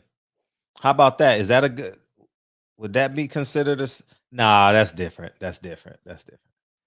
That's like a one fighter goes left, one fighter goes right type of fight. Oof. That was a huge step up, man. And I was kind of bewildered that Dennis Duggan didn't really cause him any problems. You know, but Dennis Duggan now he's gonna have to either get the 50. Oh shit, what are you gonna do at 54? Fuck it. Anyways, Dennis Duggan, there's more ways to make money in boxing than inside the ring. And I say that respectfully. I don't want him come chasing me down in the hotel lobby. I'm just saying it may be time to think about promoting, managing, training, fighters, 22-8. He lost to a 7-0 guy. Yeah, I don't know. And what was the 410 guy? Hey, that DAZN card was fun yesterday, dog. I didn't see the girls fight because it came on the same time as David Benavidez, so I missed that. But that was a fun ass card, man. That fight that was a roller coaster ride. I thought that DAZN card, and typically I'm not fond of DAZN cards. I didn't care that was no one in the stands, and I'm shocked that Texas didn't show up for that fight. I thought they had some good inroads down there in Texas, being that most of their fights are there now. I thought maybe that they've made a connection with fans. You know, they must don't send out those emails. You know what I'm saying? If you buy if DAZN, hey DAZN, let me help y'all out really quick. If you know you're gonna be down there for the next 9 months because of this COVID, how about you send everybody that buys a ticket? How about you send them an email and they got that text services too? Send them a text, send them an email, buy one, get one free tickets or something. Like, keep them engaged, man. Keep that fan base engaged, man. You know, boxing needs it, you know. So I don't know why they didn't do it, because it was nobody there last night. And there's no restrictions on Texas now. You can sit anywhere the hell you want. So they got to do a better job at getting those inroads. You know what I mean? He took the fight on. He took the fight on 5 days' notice. It doesn't matter. You know what I mean? It doesn't matter. And the reason why I say it doesn't matter, it matters. Everything matters, right? Because I don't want to make this an arbitrary statement. He's a veteran. He should have known. He should have known. He should have known how to. He didn't make no adjustments. You know, he didn't make no adjustments. So shit, I can't call it. TBA made $800 yesterday. Don't spend it all in one place. But I know what you need to spend 100 on it or 200 on. I'll let DB. But I enjoyed that midget. Dude was 4'10", and I was rooting for him. I was rooting for him so hard, man. I ain't gonna lie. Shout out to all my short men, man. I was rooting for him, dog. All my Napoleon men out there. What's up, man? What's up? I was rooting for that, man. I was rooting for him, man. I was rooting. I was supposed to be rooting for the other guy, you know, because of Lincoln and Kennedy. I was supposed to be rooting for the guy from Japan, but I said, you know what? I'm rolling with my Latin brothers, man. That motherfucker was landing that over here, right? Oh, that was a fun fight, man. That was a fun fight. And then I tell you another thing that was great too. Man, that card has so many layers to it, man, from a fight from me anyways. It was great to see Virgil Hunter, man. I saw Virgil Hunter for the first time in a long time. I know he got Mario Barrios, but I didn't really watch that shit. I had company for the Earls. He fought on the Tank Davis fight. I didn't really watch that because I was on the phone with Tay Jones and we missed that shit. So I really didn't. I didn't see Mario Barrios fight. Who did he fight? I forget who he fought, but I didn't watch the fight. But it was good to see Virgil Hunter, man. It was really good. You know, I've been real apprehensive of getting him on the show. You know what I mean? Because, you know, I didn't know how his health was, and I know he's not going to tell me no. So I was kind of like, I'm going to still wait a while for Virgil. You know what I mean? Ryan called. Thanks, TBA. You know, he didn't look, well, I'm not going to put it out there, but y'all know what I'm going to say. He's rounding back into shape, and I'm happy for the kid. Boxing needs Virgil Hunter. So if you ever get a chance to, if Virgil Hunter has a fight, do your best to try and bump into Virgil Hunter. All right, do your best. Go to the Fighters Hotel and accidentally bump into Virgil Hunter and have a 5-minute conversation with him. Oh, he's so poised and so calm. You know what I mean? Oh yeah, he's a good guy. He's definitely a good guy. So yeah, I'm glad he's back. So shout out to Virgil Hunter. And he has a guy that doesn't know how to fight. That African by way of France does not know how to fight. You know, I mean, he looked like his mama said, get out the house. And he didn't know whether to go box or go to an AAU basketball game. You know what I mean? He had the basketball tights underneath. That's like, which way am I going? Where do I want to go? You know what I mean? Get in the car with Virgil or get in the car with who's the coach down in Texas? I don't know. Or who's the coach? I don't know. Y'all get it. Y'all get what I'm saying. I killed the joke, but y'all get what I'm saying. Yeah. So the guy just didn't know how to knock the guy out. You know what I mean? Like, you know, so we'll see. Yeah, Lonnie. Yeah, we got to have him back in the shop, man, because I want to know what happened. He was supposed to fight David Benavidez. David Benavidez told us that he didn't accept the fight. So I'm very interested in that. Why that didn't take place. So I wish him well. I like Lionel. You know, I like rooting for the underdogs. But you thought he was skilled? I didn't think he was skilled. I thought he was jumping around like a jackrabbit. I thought he was so confused. You know what I mean? I know he's a bronze medalist of the 2016 Olympics. I didn't think he looked that good. I thought he was like, I mean, the guy came to lay down. Yeah, the dude has skills. Yeah, I'm not saying y'all are Shaka Smart. Thank you. He's the coach at. Thank you, DB. Yeah, Shaka Smart, man. I love Shaka Smart at Virginia. Damn. Virginia Tech. Shaka Smart was at Virginia Tech. Where was Shaka Smart at? I know it's up north in Virginia, somewhere down there in Richmond, Virginia, over in that area. VCU. He was at VCU. Oh, I loved him at VCU. But I know the guy has, thanks, Dre Book. I know the guy has talent. I'm not saying the guy doesn't have talent. I'm not saying that. But that guy should have been gone. That guy should have been bleeding from the jab. His nose should have been busted.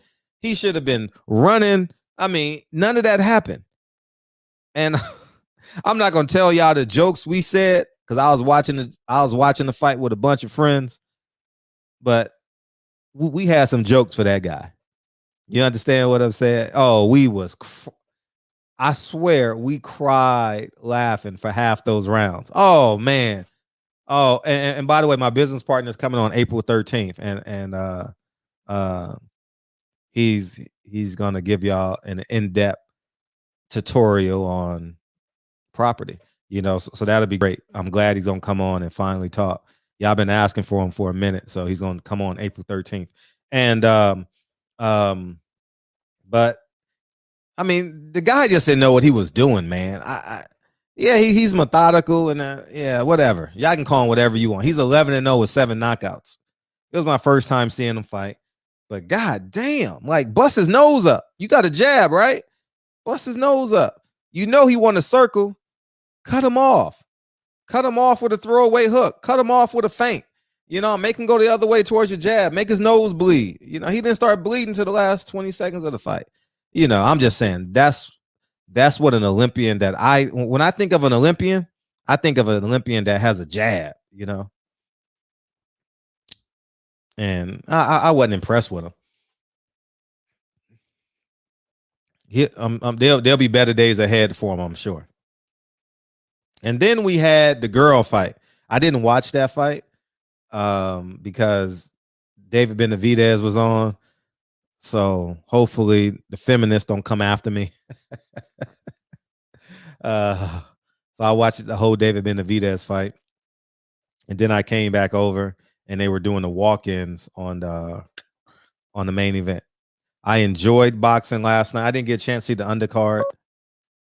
I didn't get a call right back. I didn't get a chance to see the undercard of beam back in. You want to beam back in? Come on, beam back in. No one's beaming in. I didn't get a chance to see the undercard of the PBC card, so I don't know what I know what went on. I don't know who won the other fight. I don't even know who was fighting. But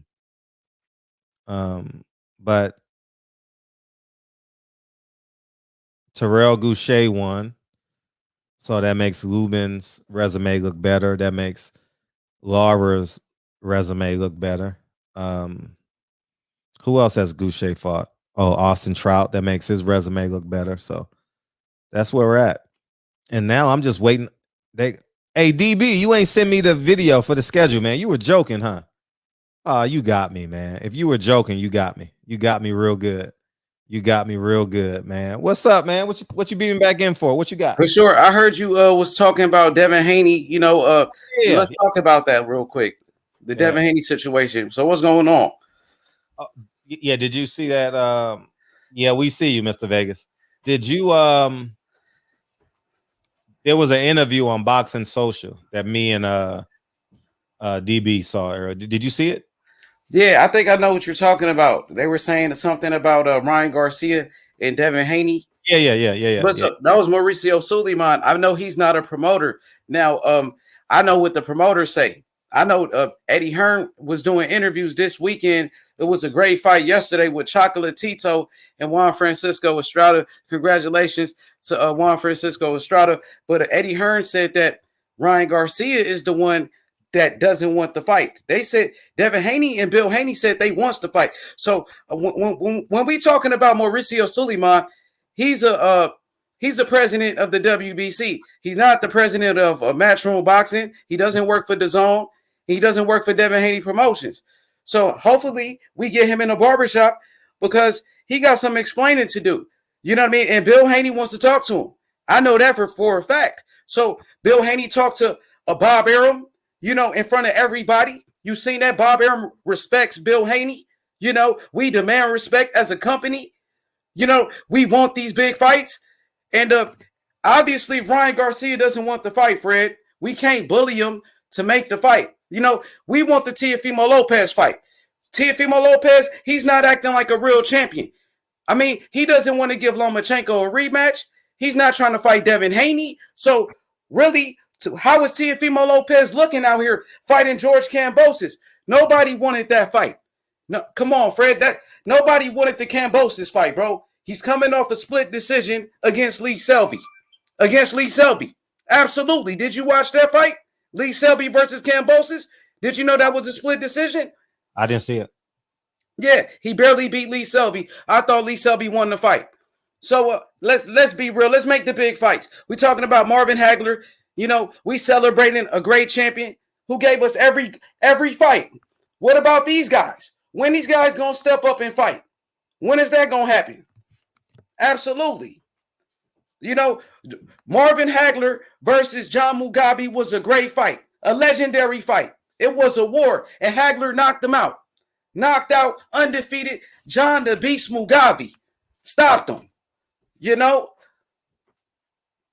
But yeah, Fred, so Devin Haney in the WBC, man. The WBC been bullshitting. Devin Haney's been the champion. He defended his title 2 times already, bro. 2 times, bro. You know what I mean? So with that being said, you know, I think we going to 140. After Linares, we going for Robert Easter Jr. We going for Robert Easter Jr. Nobody wants to fight us at 135. It's all capping going on. You said that. Who wants to fight him at 135? Teofimo Lopez don't want to fight him right now. Tank don't want to fight. Ryan don't want to fight. So let's go to 140 and let's go fight Robert Easter Jr. Let's go fight Adrian Broner at 140. Let's do that. How you like that? Let's fight Robert Easter, who beat Javier Fortuna, the man who beat Fortuna. How about that? All right, let me help you out. Just on some businesses, so he can still keep his same pay rate. You got to stay at 135 until Josh Taylor or Jose Ramirez vacates the belts. You got to stay there because they ain't gonna stay there long. And then you move up and you fight for the vacant title. There's a lot of good fights right there. Jose Zabita coming off a fight of the year against Ivan Barichek. That was a great fight on Top Rank, man. You know, so the bigger fighters at 140, they got better fighters at 140, bro. You know what I mean? It's a bigger challenge. You know, we could go up there and challenge those guys. Go fight a Regis Prograis. Devin Haney beat the shit out of Regis Prograis. I would love that. You wouldn't like that fight? You wouldn't like to see that fight? Haney versus Prograis. He talking about Tank. Keep that same energy with Haney. Regis, if you listening in a barbershop, because you could come here too. Yeah, all of that. Okay, yeah. Hey, come on, man. DHP, we want that smoke, man. Free smoke down here. Oakland. What up, though? Bill Haney, what's good? From Oakland. Hey, yeah. Come on, Fred. So we represented. So yeah, if Teofimo Lopez want to fight, we can make it happen. Why not Teofimo Lopez be a real champion like Marvin Hagler and fight everybody, bro? Why he don't do that? I'm asking you now. Why he don't fight Devin Haney, the other champion? You don't want it? I would agree that Teofimo Lopez, I think he should unify. Hopefully he does at the end of this fight, but he got to keep the mandatories coming to stay away from Bob Arum. So he's gonna do the mandatories and waiting for because guess what?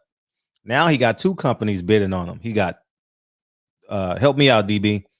He got Triller and he has Matchroom. So he's gonna go fight WBA mandatory. Then he's gonna go fight what other belt does he? What is it? WBO mandatory? IBF mandatories, WBO mandatories, and now you talking, Fred. But you know what, Triller? That's a 1-fight deal now. So No, he's gonna have to go back to Bob. No, he's not gonna have to go back to Bob. Now if you keep on fighting mandatories, he got all the belts. So every time it's a mandatory, there's a purse bid. That's what you telling me. Oh yeah, for sure. He's gonna turn it down, and he's gonna do a backroom deal with Triller or Matchroom and get the deal done, and he'll be fighting there.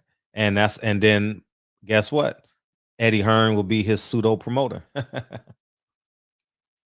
Dang, hey Fred, dropping jewels right there, man. Hey Fred, appreciate that, my brother. I'm gonna holler at you. All right, peace. But I don't know if I'm not sure how long Teofimo can hold that 35.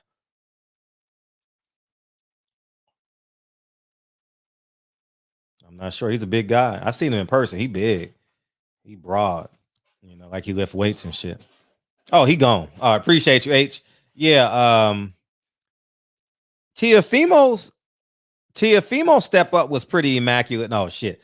It can't get no better than that. But that was a hell of a step up. He went from Nakatani. No, he went from Komei.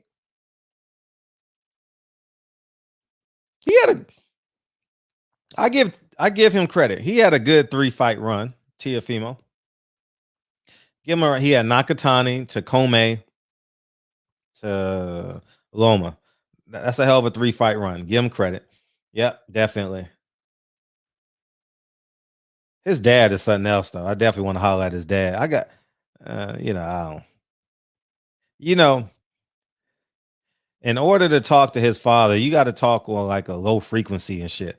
You know what I mean? I haven't had a low frequency conversation yet this year. And I want to stay that way. Like, you know what I mean? Like, you got to argue with that nigga to get a point across. I don't like arguing with the nigga. Like, you can't just talk. You know what I mean? So his dad want to turn everything into he's right or an argument. That's the only way you can have a conversation with Teofimo's dad. That's it. And I'm not really on that wavelength right now. So. Oh, Kyle, here's what I was going to tell you. Kyle, you still in here?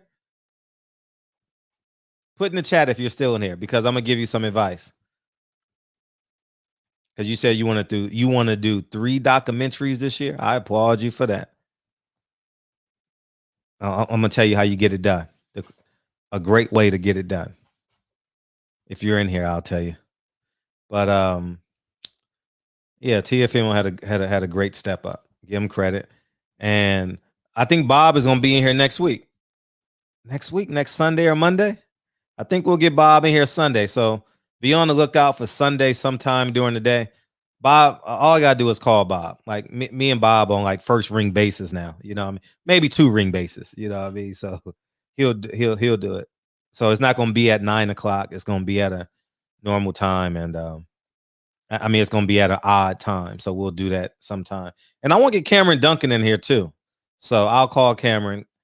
Cameron likes me for some odd reason. I don't know why, but hey, I'm glad he does. So I'll get him in too. And I want to talk about his fighters. He got 2 good fighters that made news last week. He has Jaron Ennis, who's coming up April 10th, and the world is waiting to see this. And you got the Asian kid, Brandon Lin. I don't know the nigga name. I don't know why I even said Brandon Lin, like the nigga playing the NBA. What's his name? Brandon what? Lynch? What's the dude name?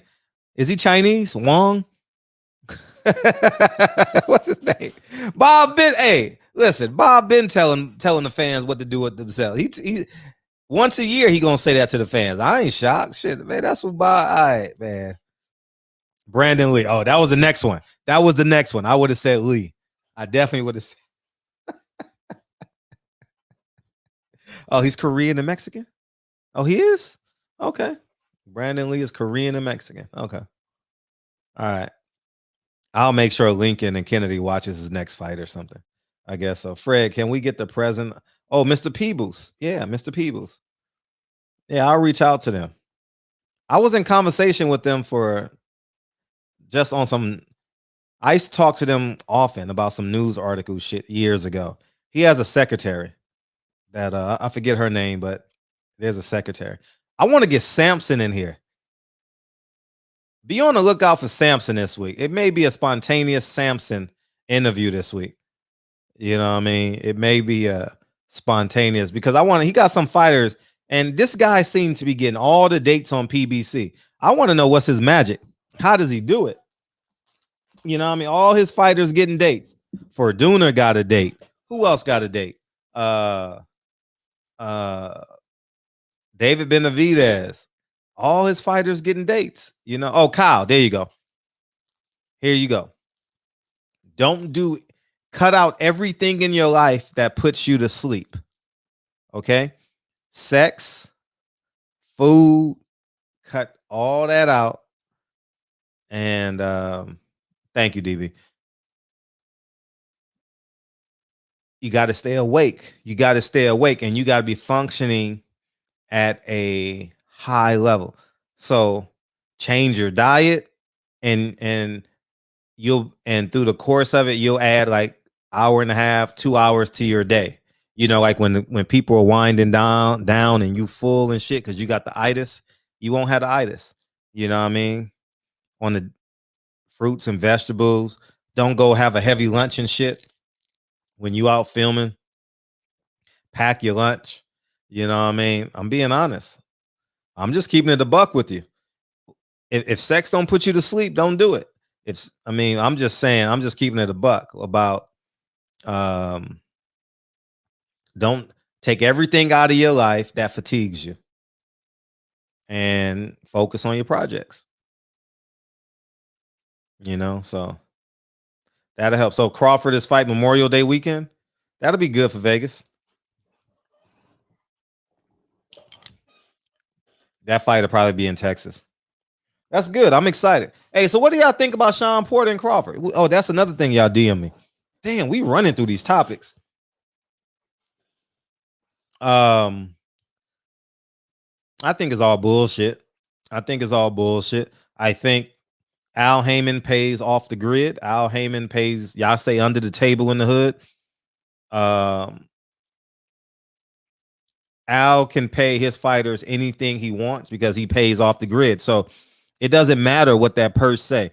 If that purse say 65, 35, 30, 70, 25, 75, it doesn't really matter because Al pays his fighters through their promotional company. So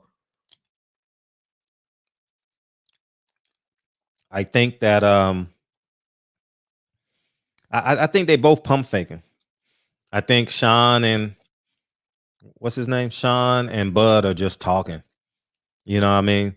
And as I said earlier, and you guys got to fully understand what I'm saying. Listen to Fred. Don't wait for a random white guy in an infomercial to tell you. Yeah, thank you. Thank you. Whatever. That's what I'm on right now.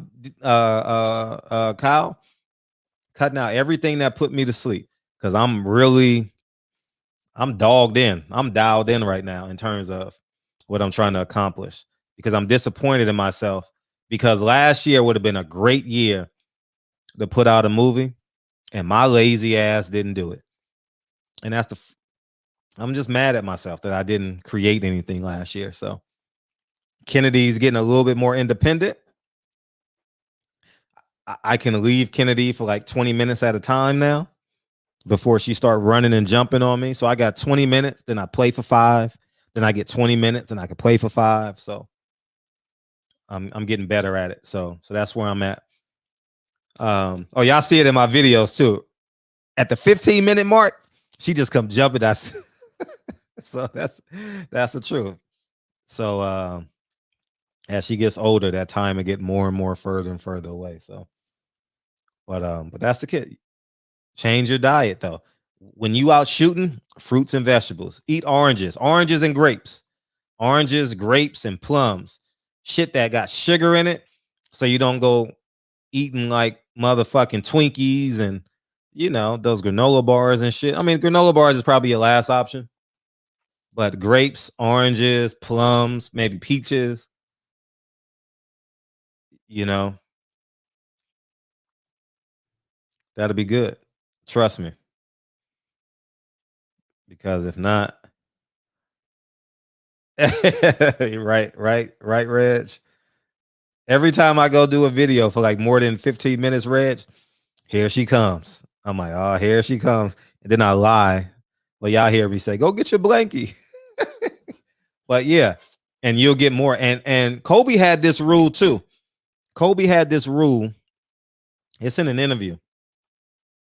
It's one of his more famous articles or interviews.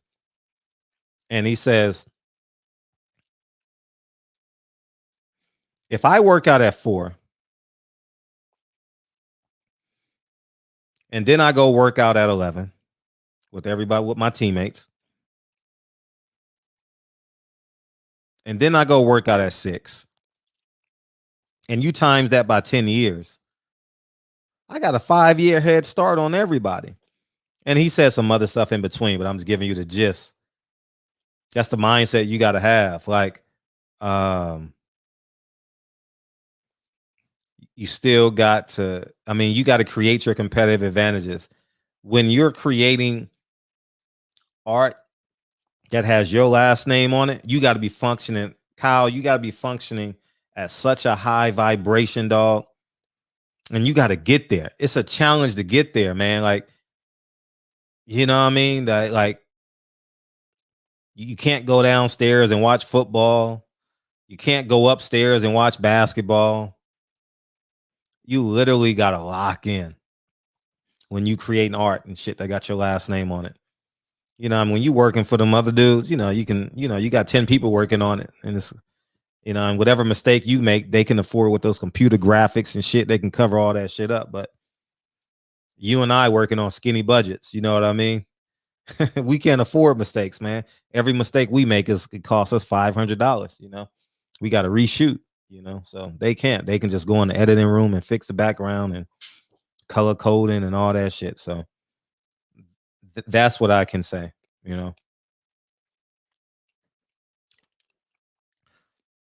Yeah, Goji Berry, all that. Holla at DB. You know what I mean? That'll help. And you gonna be vibrating for real. Yeah. I'm excited to see your project too. We gonna premiere it here. How about we do that? We premiere it here on your channel. That way it has your link on it, whatever you're doing. Are we paying for it that night? Whatever. We'll do it like that. You should charge us so we can all go support you. But I think Sean Porter, Terrence Crawford is all cap. We in March. What is it? March what? Was it March 15th? Oh, that shit is all cap. Ain't shit popping. Ain't shit going on. Nah. If it do, I'll be happy though. I ain't gonna even lie to you. I'll be real happy.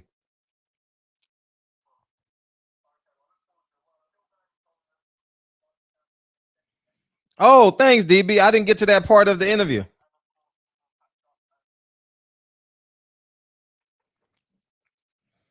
Hold up. Let me get this shit real quick.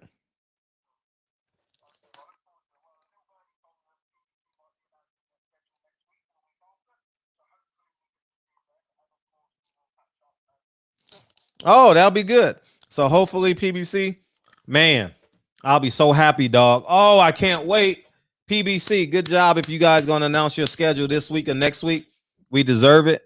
The fans deserve it. I'm happy. I'm excited. We gonna promote the good fights and we gonna talk about the bad ones. How about that? And because the zone and damn, Top Rank got a little running start, but it's not like it's a big running start. You know what I mean? They ain't like they got like 10 great fights. They got Canelo and they got the unification. So That'll be good. Oh, Hooker, Virgil Ortiz.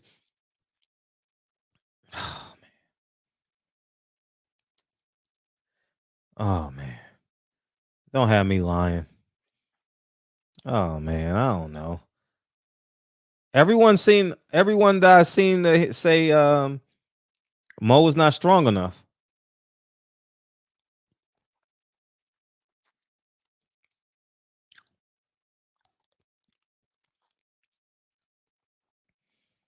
I guess I'm gonna go with Virgil.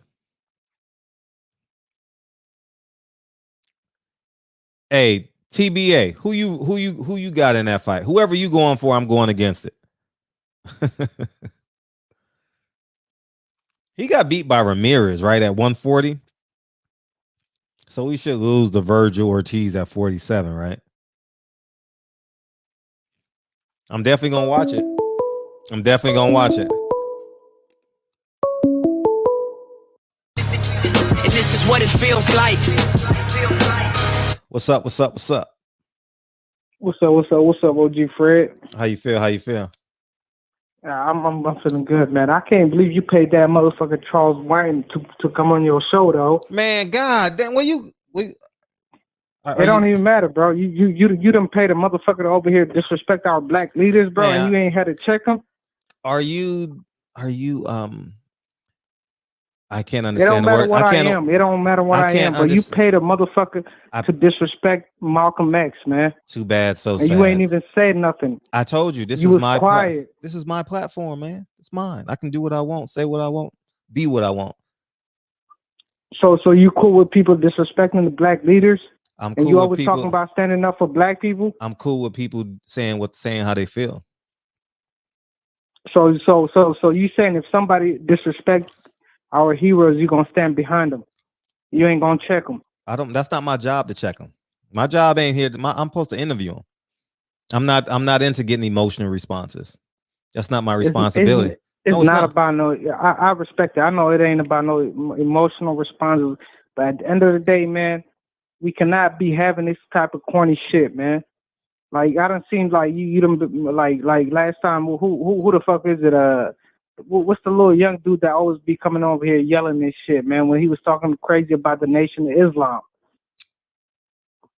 Come on now, bro. We got to start checking motherfuckers, man. We cannot have nobody that's your disrespect job. our black leaders. That's your man. job. That's your job. If you want to call in and check, but you giving them voice, bro. You giving them a voice. You got a good platform. I'm giving everybody a voice. So no. That means you agreeing with them, no matter what, man. Come on now. We got to stand in code, man.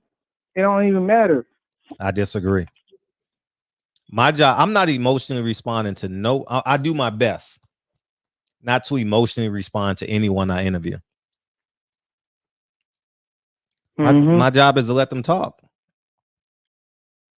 You don't say that. You don't say that. So you got to call. Can I say one thing? Yeah, Why is it always that when it comes to black people? Why the fuck do we always got to bring each other down, though? I disagree with that. I don't think all of us do that. We don't No, support each other. We don't support that much. We don't support each other. Look how many people. We got thousands of people in here tonight. We are supporting. No. Exactly. We support. I'm talking about financially wise. Like, come on now, bro. We are supporting. I'm wearing Jarvis' shirt right now. I'm wearing Jarvis' sweater. And while we at it, PPD is not in here, but PPD got a new sweater out. You know what I mean? We got to support her too. You know what I mean? Exactly. COVIDly committed. Man. COVIDly committed, man. Make sure y'all hit PPD up and buy her sweater. I was waiting on her name to pop in so I could do it. You know, but I'll tell you what. It's just, man, I'm tired of black people coming in here, bro, disrespecting Malcolm X and the Nation of Islam, man. That's your job. You could have called in. It was he was here for 3 hours. He was here for 3 hours. Rachel Dolezal was here for an hour and a half, however long y'all can call in and disagree. My job is to conduct the interview. Y'all don't call in to CNN. Call in to CNN. You got to not to cut you off, right? Not to cut you off, OG, because I respect you. I respect you because I know you. Like I know you for the peoples, right? But when it comes to other races, bro, ain't nobody like whenever they disrespect their motherfucking heroes, they gonna tell them like, hey, hold on, they check them. And that's what you're supposed to do, man. No, I disagree. You're supposed to be the big homie, man. I disagree. You know why I disagree with that? Is because the platform allows y'all voice to be heard. If I don't do that interview, he doesn't say what he say. My job ain't to confront the people I'm interviewing. My job ain't to place my moral compass on every person I interview. Look, everybody that interviews with me knows how I feel about Malcolm. You know why? There's a book behind me, and there's a $10,000 picture behind me that says I love Malcolm. What the? I mean, I don't go out. I don't go out. Listen. I don't go out and say, hey, if I was a Christian, hey, I love Jesus. I don't place my moral compass on people. Hey, hey, brother, I don't drink or smoke. Neither should you. You know what I mean? That's not that's not my role. That's not my role in this. My role ain't to say, hey, listen, what's his name? Charleston White. Hey, listen, nigga, you can't talk about Malcolm like that. No, my job is to interview the man. And because this platform is so great, y'all can call in y'all authentic voice and say how you feel. Reggie did it so nice. He called in twice. You know what I mean? Like, you had more opportunities for you to do it, whether I agree with the person or whether I disagree with the person.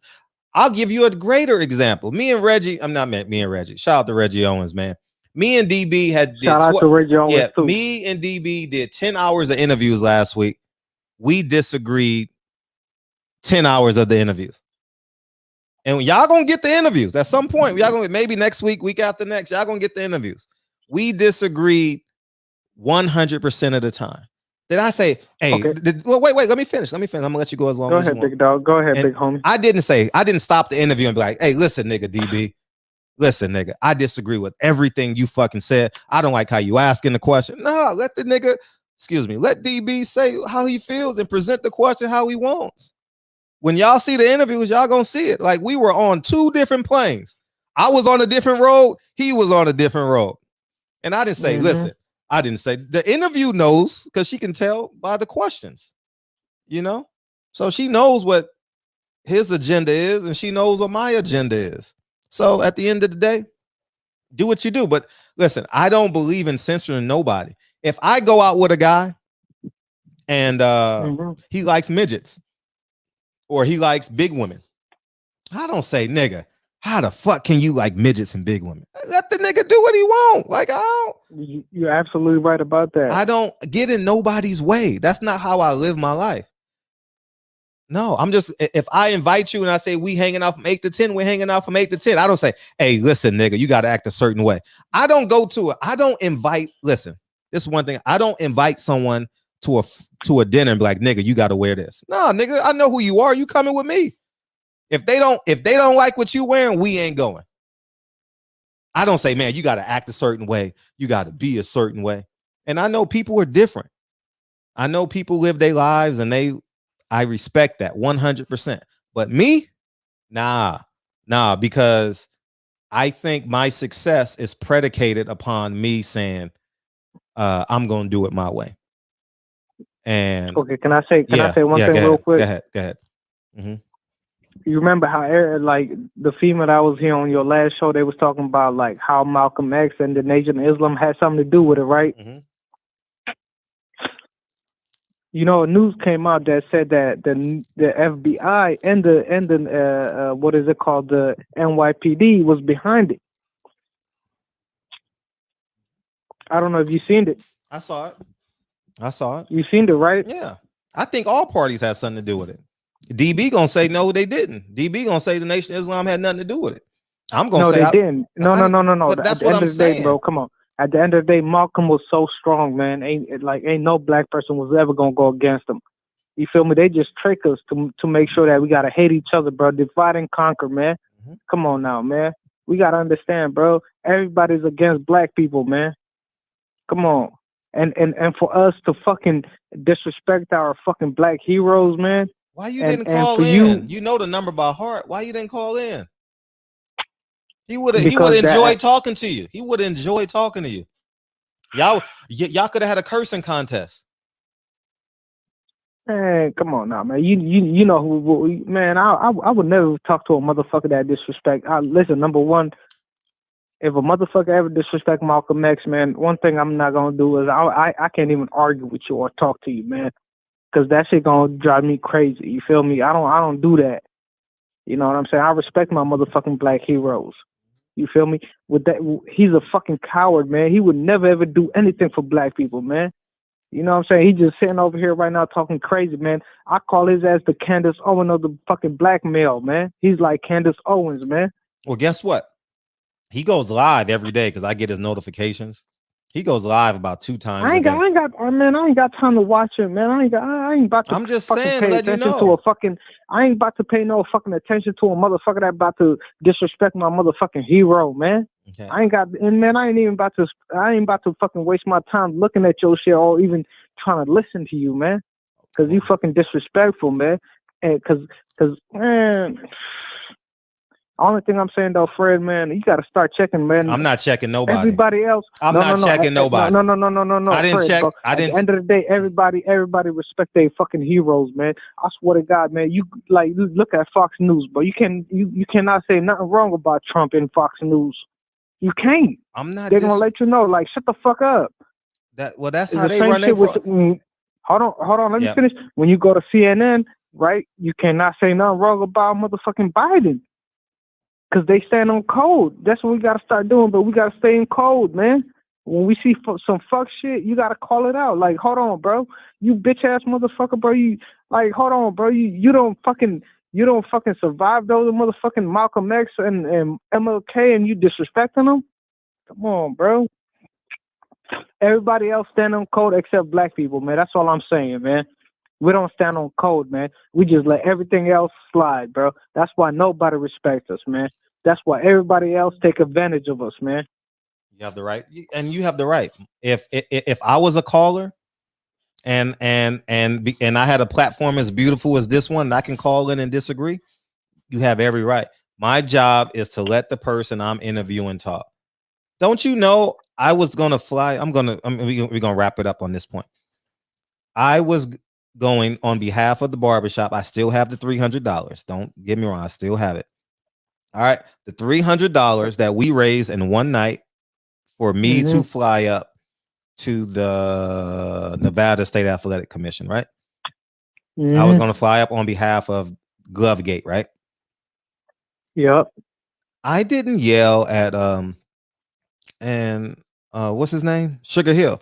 I didn't yell at him. I just asked the questions and let him talk. Did I disagree with his answers? Probably more than half. But my response, if I yell and he place my moral compass on people that I'm interviewing, it's not an interview. I'm trying to conform people. I don't want to conform no one. I don't. Like, I don't want no one to be me. I don't want no one to have what I believe in. Like, I don't want that shit. Why? Okay, then why is it so hard for us black people to stand on code, brother? To where we gotta stand together, man. Everybody else do that. Everybody else everyone got the same problem. Their own leaders, but every except race for black people, bro. Every race got the same problems. Every race got the same problem. You know how I know? Because I live in LA. Oscar De La Hoya versus Chavez, same problem. Chavez Sr. versus Canelo, same problem. So Every Mexican support each other. I don't give a fuck what you're talking about. Wrong. You watch every Mexican, they always root for the other Mexican, man. Stop it, man. I disagree. Come on now, bro. You know, come on, Fred. I'm telling you. Man, every other person, they support their own race except for black people, but we don't support each other, man. We don't stand on code, man. I appreciate That's what we got to start doing. And when we see some fuck shit going on, bro, we got to start calling it out, bro, instead of like letting it slide. But that shit ain't about to be going on more, man. That's all I'm saying, man. Well, thank God. Come on, bro. Thank God we had people like SS Caesar call in. Thank God we had Rob G call in, Kyle call in, and everyone has a role. No. Fred, everything you do is perfect, bro. I swear to God, like literally, bro. I respect you. Everything you do, you know what I mean? I already know you. I'm just saying, like, you can never let no clown ass nigga like him, man. He's a sucker to disrespect our fucking heroes, man. I don't know if he and I was having a conversation, that's different. if I said, hey, Charleston, hey, let's just shoot the shits. Come on here, let's shoot the shit. Yeah, that's different. But I'm interviewing the man. I need his opinion on what he believes. My job ain't to cut his train of thought off on what he believes. You can go to church for that. Because they don't let heathens in. You know what I mean? You got to be saved. You gotta repent every time you go to church. I'm not into all that. I'm really, man, I'm in real life, I am so nonchalant. Not because I'm nonchalant, but because I believe I can get things done. So if you not rocking with me, I'm gonna go do it on my own. Like, I don't believe in censorship. Like, I really, really don't. Because there's things in my life that you're gonna hate. There's things in your life that I'm going to hate. And so I just think there's over 7 billion ways to live this life. And that's just, everyone can't be a Democrat. And then when election season comes, CNN brings in one Republican and it goes vice versa on Fox. That's not who I am. We're not talking about that. We talking about like respecting our black heroes, man. And you disrespecting them, talking about like I didn't disrespect him. You got to go to his platform and tell him that he disrespected. I didn't disrespect. No. I'm not talking about you, Fred. It's not about you, bro. That's why I keep telling you. It's not about you. It's just you gave his little fuck ass a fucking voice. Yeah, that's all I'm saying, bro. You gave this motherfucker a platform, Thank you, DB. Bro. Thank you, DB. To disrespect it. Oh, you hung up? Okay, here's what you do. No. Can you see the screen? Can you see the screen? Mm-hmm. All right, here's what you do. Go to Patty's Pilates Style DM and go buy a sweater. How much is it? How much is this PPD? COVIDly committed. Go get you a sweater, man. How about you do that? All right, bad big homie, man. I'm just saying, bro. I like, bro. Like, I just don't like when anybody disrespects our black heroes. That I'm African. At the end of the day, listen, bro. He also said whatever the fuck my people's there for us, bro. I appreciate it, man. I don't like no bitch ass motherfucker that ain't never did nothing, who was never ever gonna motherfucking put his motherfucking foot on there talking shit while he over here living a good ass lifestyle, man. I appreciate. You know what I'm saying? And you talking and you over here talking behind your motherfucking phone, bro. Come on, man. Appreciate you. That's all I'm saying, man. You gave that bitch ass nigga a voice, man. Right. I'm mad. All right, and I gave you a voice for 17 minutes, and I'm gone. Peace. Oh, I'm all right. Peace. hey, and what was I gonna say too? Damn. And he also, I'm a big Deontay Wilder supporter. And he also said Tyson Fury gonna beat the shit out of him. And I just sat there and I was like, I didn't say nigga. Come on, man. Get the fuck out of here. Come on, brother. Come on, brother. Come on, brother. You can't talk about Deontay Wilder like that. Man, come on, man. That's not my. And then he said some things about Earl Spence. I like Earl Spence. To me, I think Earl Spence is, I don't know. New and improved. He learned from his mistakes. He allocated thousands of dollars to the barbershop, which I was going to pay for out of my pocket. So Jaquan can go to the fight. You know what I mean? I didn't step in front of that and say, well, you know, I just don't move. I'm different, man. I guess I'm different. You know what I mean? I'm different. And this is what it feels like. What's up? Hey, am I the only one of you that love Malcolm that wasn't upset about what that Joker had to say? You know what I'm saying, Fred? All you. This guy that just called just now before, the great agitator, man. I think you're doing a great job, man. And that guy Charleston that was on here, who cares about? He doesn't take nothing away from Malcolm just because what he said. Because he said, fuck Malcolm don't make no difference to me. You know what I'm saying, Fred? I'm with it. I don't, I'm not. People. I laughed because I think I understood he was trying to get an emotional reaction out of us, because 20 minutes later he said he loved Frederick Douglass. So if you love Frederick Douglass, you gotta love Malcolm. Right. You know what I mean? So I just think that it's just on us. You know, it's on us, And I think the more we are ourselves, the better this world will be. Because if we do everything the way we're programmed to do it, shit, they're gonna stay in power. They're gonna have all the money, they're gonna have all the property, they're gonna control us with religion and use our humanity against us. And guess what? Same old thing. Exactly.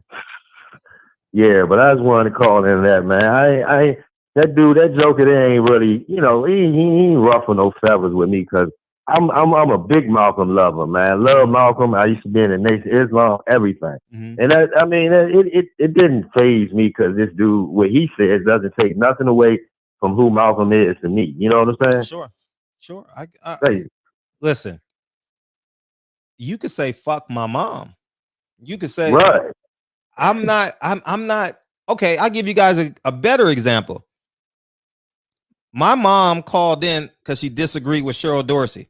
I never once told Cheryl Dorsey that was my mom. Right. Y'all in the chat told her that was my mom.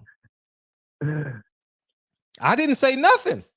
And she said, Fred, that's your mom? I said, no, this is a show. This is a show. Like, I have a responsibility to run a show. My job ain't to say, hey, why you disrespecting my mom? No, that's not my responsibility. You know what I mean? Like, and it's a phone call. It ain't like it's like face to face. No, we can't. No, this is a phone call.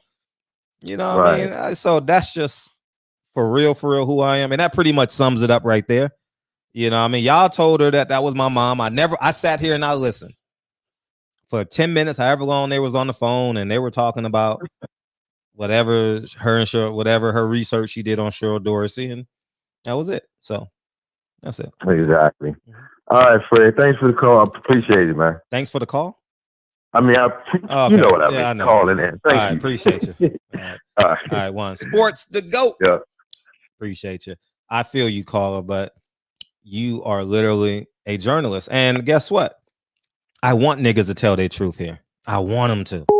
I want them to get comfortable. I want them to watch the show and be like, that nigga Fred ain't that hard. He ain't that hard. Because people, the guests on the show only watch the first 10 minutes of the interview. Trust me. They ain't got time to watch a 2-hour interview. Trust me. Trust me. So you like, Fred, why you so patient? Because I know they only gonna watch. People who we say, hey, you can come on the show, they only watch 10 minutes. Oh, this is an easy ass interview. Easy. Not unless you in boxing. If you in boxing, you know I'm gonna hit you with the question everyone's thinking. So, but yeah. Anyway, so, and this was probably the only show. This is the only show where that guy can call in and curse 45, 48 times. Find another show on YouTube you can call in and curse 48 times. That's all I'm saying. So you gotta love the censorship, and the website is coming. I think we're a month, maybe 6 weeks away. We close. I saw some progress this week, so we're getting closer and closer. Oh, I can't wait, dog. I can't wait to say what I want to say about. Oh my God. Ooh-wee. Just make sure y'all watch my first couple of videos on my website. Oh my God, I can't wait. Oh. And this is what it feels like. 205. What's up? What's up, Fred? Deontay Wilder, State, Birmingham, Alabama. Even though he's from Tuscaloosa, we still represent that same soil. Mm-hmm. But I'm trying to come to you. I'm gonna get on that Charleston White, but what you think the hold up going on between the arbitration with Tyson Fury and Deontay Wilder? Because I see some people saying that Joshua and Fury may happen, but I'm leaning for the Wilder in the Tyson Fury situation. I think he kind of gotten tied up in a knot or whatever. And as far as the Charleston White thing goes, whatever, I mean, I can see where you coming from. Mm-hmm. A lot of the stuff I can see where he was trying to get a rise out of people or something like that. But then at a lot of the stuff he said didn't make sense or whatever. And I agree with a lot of things. But when it comes to the Malcolm and all that stuff, I don't agree with none of that shit or whatever, I mean, people play to what they're gonna get monetized by, or whatever. He coming up right now, you know, a new face on the internet and stuff like that. And I'm going ahead and hang up. But my most important question, besides him, whatever, I just want to get your response. I'm gonna hang up. What you think gonna happen between this Tyson Fury and Deontay Wilder? I've been fiending for this shit, man. I'm for real, man. I've been fiending for it, man. So I'm going to hang up, man. Birmingham, though. I ain't called in a long time. I used to call in a long time ago. You ain't called You probably in don't a remember year. me. Nigga, you ain't called in. We used to DM all the time. You ain't called in a year. Yeah, man. I got locked up. Hey, look at my Instagram. I got locked up, man. That's why, if you notice, that's why I disappeared or whatever. I got locked up or whatever. But okay, I've been keeping up what's going on at the same time because, you know, we got the little iPads and stuff, and then we can still look at boxing and stuff. Oh, they got iPads? They got iPads in Alabama? Yeah, as soon as you get up in there and they register you up in there or whatever, they give you like a code for your phone or whatever. You get probably like about 30 minutes or whatever, a week for free or whatever. And then everybody got their own little pass. And I say for a day on the internet, you'll probably can stay on there for probably like about a couple of hours or whatever. It's limited though. Oh, where you at? Birmingham, Alabama. So you only get I was in Jefferson County jail down there or whatever. This is why I was at down there. I'm in Birmingham, Alabama though. But yeah, they gave everybody iPads down there. It's kind of different than what it was back in the day. So in case you want to video chat with your family and stuff like that, that's why if you notice on the internet, you may see some people talking with their families like, oh, they snuck a phone in jail or something. No, they ain't stuck no phone. Everybody get their own iPads and stuff in there. Oh, you free now? But you out now. You out now. I'm in Birmingham. I'm in Birmingham. But now I had got out last year. Well, I just had take some time to get my life back on. Okay. Get everything back in focus or whatever, because there was a big patch of time that I had lost or whatever. So I had to get everything back in focus or whatever. And don't get me wrong, I said I've been listening to the show. I said before I call back in, I want to just make sure I get my little priorities and everything straight, get everything back to normal life so I can get back adjusted and stuff. But I'm gonna hang up. But tell me, man, I'm gonna hang up and listen. But tell me what you think about that Tyson Fury, though, man. I want Wilder, man. Us in Alabama, a lot of other these boxing fans don't understand about this. People try to wipe Deontay Wilder out, man, like, okay, he's just an ignorant black guy or whatever that's talking all this African and all this king shit or whatever. In Alabama, man, we respect this nigga, man, like he's the governor. This in Alabama. I ain't talking about in Las Vegas where they had a fight. I ain't talking about in Cali or nothing. I'm talking about in Alabama. Not Madison Square, in Alabama. We respect this man, like he the governor, man. We love this man. We love this man. I'm talking about like he our brother. We love him. I don't care whether he win or he lose. I don't care whether he get knocked out 10 times or whatever. I'm going to still stand by him, man. I love that man. And me and him, man, like I told you, Deontay Wilder, he different or whatever. You can reach out to a fighter. You can hit him up on the DM. Same way I hit you up on the DM and you remember me. And that's what shocked me. I didn't even think that you remember me because it's been so long. Man, I remember all y'all. I know all y'all, man. Yeah, but I reached out to Deontay on his DM, talking to him. Not one time, not 2 times, not 3 times, not 4 times. Every time I even just a what's up or ask him a question, every time I reached out, this man is a multi-millionaire. He got a family, he got a wife, he can be enjoying an extravagant life, traveling the world. But, every time I reached out to him, he stopped what he's doing and actually we go back and forth, conversing and stuff. Everybody ain't finna do that or whatever. We love that man down here in Alabama or whatever. But before I hang up though, man, I want to just hang up and I want to listen to it on the show or whatever. And what you think going on with this arbitration, man? Everybody, I don't know whether Tyson Fury went back on drugs or whatever and stuff. We all know he was trained and seen the pictures on the internet or whatever, where he got all flabby and kind of like bottom heavy or whatever, mushroom shaped and stuff. And I'm like, shit, man, this is the perfect time for Wilder to come in there and just wipe the floor with him, man. And just wipe it over. Because everybody that got common sense, we seen the gloves or whatever, we slipped. And I ain't gonna lie, we slipped in that first fight. We got to noticing what happened after the second fight, what happened in the first fight. But we should have been looking at the first fight. When we seen the second fight and we seen all that foul shit going on, we went back and said, you know what? Well, shit, if it was going on in that second fight, let's go back and look at the first fight. We got to look at the gloves and all that. Before the second fight even happened, he's sparring partner. I seen the video on Fight Hype. His sparring partner said, look at this here. Now I just got this sparring Tyson Fury.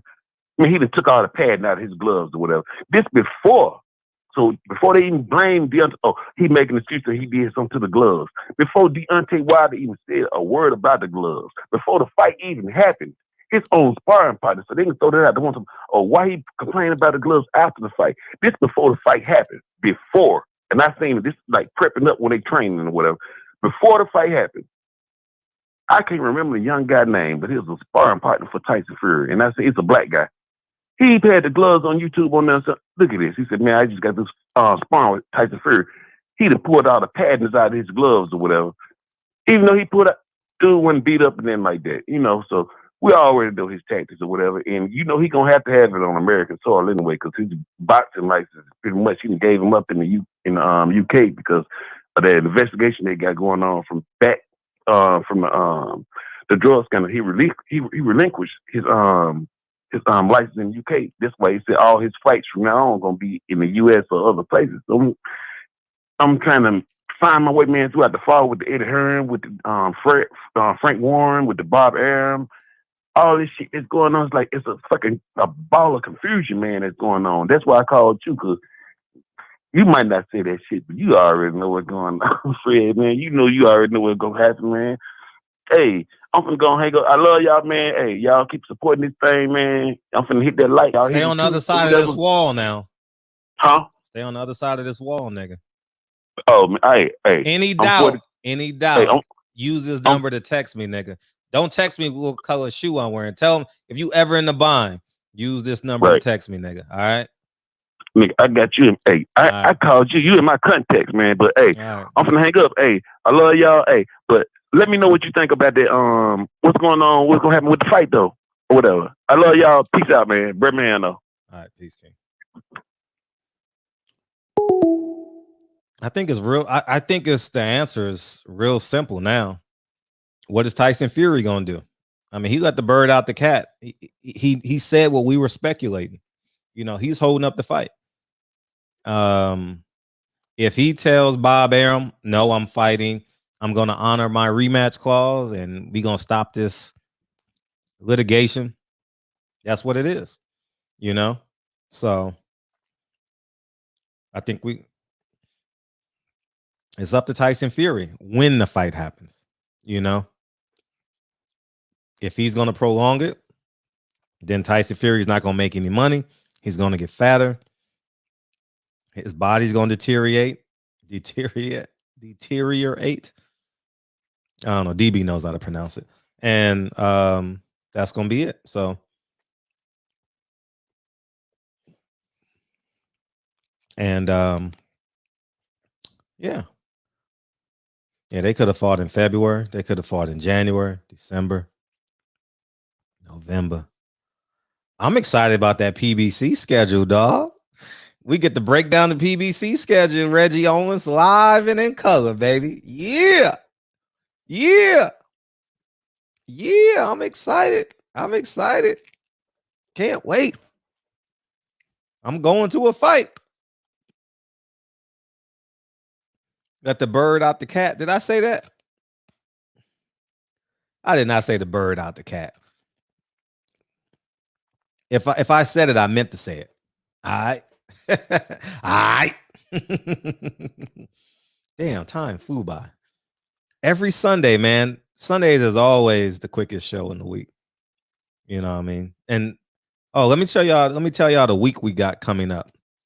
We got Lack, hip-hop conscious artist. Y'all gonna love him. Wednesday, we have Freddie Pendleton. Y'all gonna love him. Oh, he's highly opinionated. Y'all gonna love him. And Thursdays, we doing 2 shows. Thursday at 4. Make sure you guys are in here Thursday at 4. This is what it feels like. Hey, what's up? Hey, what's going on, Fred? How you feel, man? Oh, man, how you feel, man? You ain't called in a couple weeks, man, because you can't believe I was right. Look, man, I gave you credit last time. It's good, but PBC, like I told you with the last time I called, what I say, they're going to put out a schedule in March about the second or third week. Can I get my credit? No, it hasn't happened yet. It hasn't happened yet. It's coming this week or next week, like I told you. Well, I told you it was coming, and you discredited me. So why don't we just wait for the schedule to come, and you can call in and say how you feel. We'll wait. All right. And one thing I could say is watch the schedule be packed, loaded. You know what I mean? They've been holding off. These cards are going to be packed with great fights. It's going to be some good fights now. Fred, I got a preview. I got a preview. No, you didn't. It's going to be packed. I got a preview. I'm telling you, I got a preview. So tell us. Listen. Tell us. We don't know who you are. I'm not going to you weak. You weak for that. I spill all my beans in here. Fred, you're a celebrity, man. I'm not a damn celebrity. You could burn bridges and come back. I'm the guy who pushed the live button, nigga. Family members that's kind of in line there. So all I do is hit the live button. All I do is hit the live button, nigga. Your voice is as important as mine. Tell us a fight. Tell us a fight. You a damn celebrity. Anyway. Tell us a fight, nigga. Tell us a fight. No. One that we all know. Okay, fine. You want to fight? It's gonna be. Everybody knows it's going to be Charlo and the boy who just beat that overrated WBO. So you corny as hell. Okay, give us one we don't know. Okay, give us one we don't know. I mean, listen, I'm giving you that one. Yeah, I don't have the full schedule. I just got a couple matches that's going to be on it. It's going to be loaded though, Fred. You know what you sound like? That's what I'm saying. You know what you sound like? I remember there was a time where I had like 10 girlfriends at one time. You were the girlfriend that told one of my 10 girlfriends that you saw me with the other 9 girlfriends. That's who you were. Yeah, that's who you were. That's who you were, nigga. Oh, I can't tell you who, but I saw him. You asked for one fight. I gave you one fight. Listen, man. I got a couple fights. That's one fight that's going to be on there. Thurman is going to have. It might. Listen. You keep saying Porter and your boy Crawford is capped. It's not going to happen. You're right, because I see a rematch coming. Okay. I see a rematch coming. Mm-hmm. Porter and Thurman. Okay. Don't be surprised. Okay. Both of those guys need a fight. And, Fred, you did a video about Sean Porter. Not, he got L. Heyman problems. He do. How does he have? I don't think he does. If he's fighting one, L. Heyman has set this man up. Look at all the big. His resume is loaded with guys. And then now he's in line to fight Crawford, which probably won't happen. He's going to fight Thurman. He set him up with a little cushy, he's a broadcaster on PBC events. He does a little sit-down show. He don't got, if anybody got L. Heyman problems, it's not Sean Porter. Come on, man. He's going to get a nice fight this year. It's probably going to be Thurman. That's a good fight. I'm thinking they're going to do a rematch, which is a good fight. I thought he could have beat him last time, but I think he'll get him for sure this time because Thurman's just washed. He's done. I don't where's Thurman's only fan calling up talking about Thurman nowadays. But that's going to be one of the fights. Those are 2 fights you're going to see. But anyway, the schedule's coming out. That's not what I wanted to talk about. I wanted to talk about David Benavidez. Listen, man, you had him on the show. He talked a big game, and this was an in-shape David Benavidez. That's a problem for everybody at 168. I do think Charlo is the only one that may give him problems, but the reason Benavidez isn't getting these big fights is because of him. He's too immature. He looked good this one. I wouldn't be surprised if he's out of shape for his next fight or goes out partying. He has to mature. Until then, he's not getting past the Canelos or the Charlos. I got to see it more than one fight. He looked very good. He was in shape, but I think a boxer could give him problems. He still gets hit a little bit too much for me. You said you saw him boxing before, Fred? Who? You said you saw Benavidez boxing before. Yeah. I mean, he's moving around. You said he has that type of skill. Mm-hmm. Yeah. He's short. He looks flat-footed as hell to me. I mean, that's the way. He's very strong. But you're saying, wow, if he can box, man, okay. I don't know. It just seems like, that's his one dimension, which is great. But a boxer, somebody who moves around like Plant has a good style, but I don't think he could withstand Benavidez later in the fights because Plant seems like he always wins about this 7th or 8th round and just, I think Benavidez takes him out then. But that style, that moving, not letting Benavidez get his feet set, I think that would give him problems. But if you said he could box, I'd be shocked. He doesn't appear like he has, the rhythm and that movement to box to me. He seems like he's flat-footed, great hand speed, great power, but I just don't see the boxing skills where he could move and do all that. But if he can, oh my gosh, we're talking about one of the greats. But I still want to see it. I still want to see it. But I take your word for it, man. So you're saying he's just holding back just to bring that on somebody? Like, I'm not saying the man is Pernell Whitaker, but I've seen him move. I've seen him move around in the ring. I've seen him fight off his back foot too. Okay, because he just be walking boys down like he's just. Well, he hasn't. I mean, he hasn't had. He hasn't had. You're right, but right. Because I didn't think Earl could box because he was just walking guys down, but he wanted to show that part of his game he did, and that's where I was like, oh, this guy's that special because I thought he was just walk you down, body punch, but we'll see, man. But listen, I don't think Charlo Benavidez is going to happen this year. Benavidez got to get a belt. He's in the spot. Unless he gets a belt, guys aren't going to want to fight him. You know what I mean? Is he the WBC mandatory now? Or is he the number one WBC mandatory? Yeah, he should be. He should be because the other fight was a draw. Okay. And you think he'll have that fight with a rematch with your boy, who didn't look good on I don't know.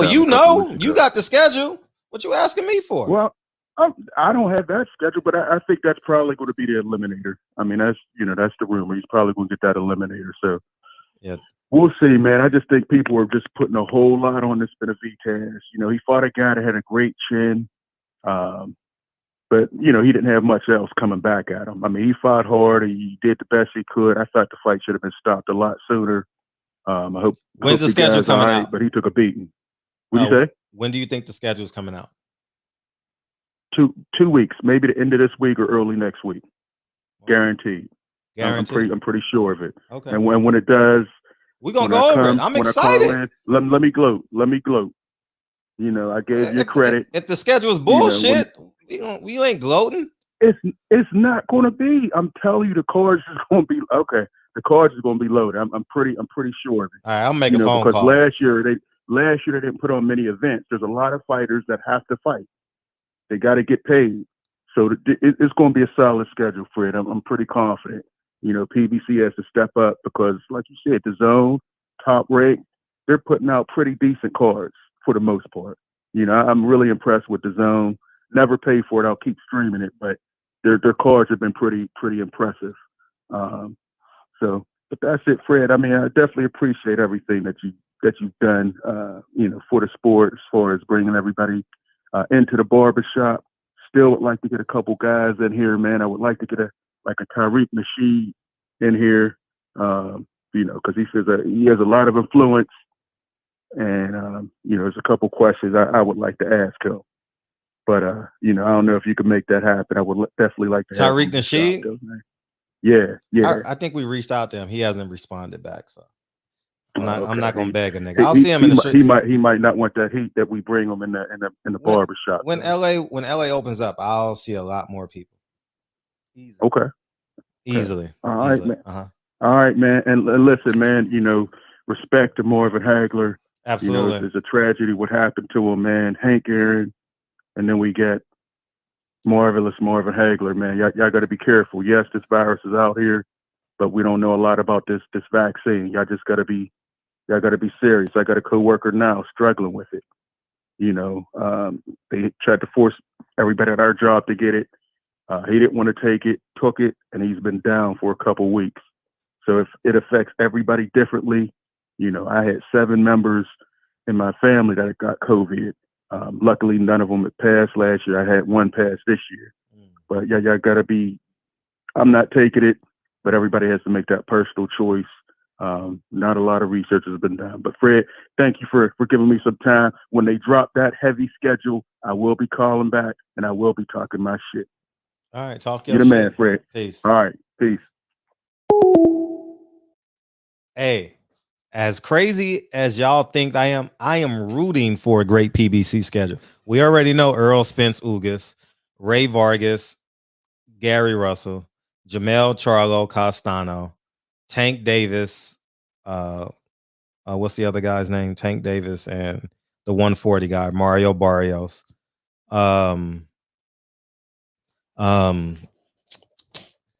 What else? So those are the fights that are already built in, and we'll see what happens with the other ones. So those are good. Those are good fights. I'm out of those fights. I'm interested in.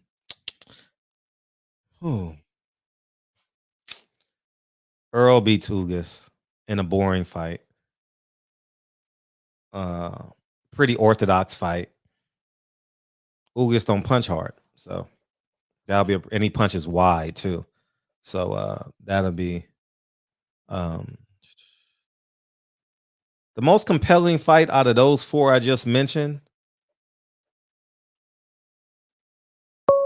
Gary Russell with the height. What's Gary Russell gonna do with that height? That height and that reach. He's gonna be a bigger man. And this is what it feels like. Hey, what's up? What's up? What's up? Hey, what's going down, Fred? I don't know, man. What you got? It's Ernest Brown. What's going on? Hey, bro? what's up, man? I was making sure I was about to say, if you calling to tell me a secret, you might want to tell me offline. Oh, absolutely not. Everything's all good, bro. All right. No, remember I told you about Tank and Barrios, and you said, "Oh, why would Tank do that?" Remember I told you that way before it happened, right? You did. And you said why would they allow Tank to go to 140? Yeah, why? Because he would never get back to 130. Yeah. I said, I don't know why. Fred.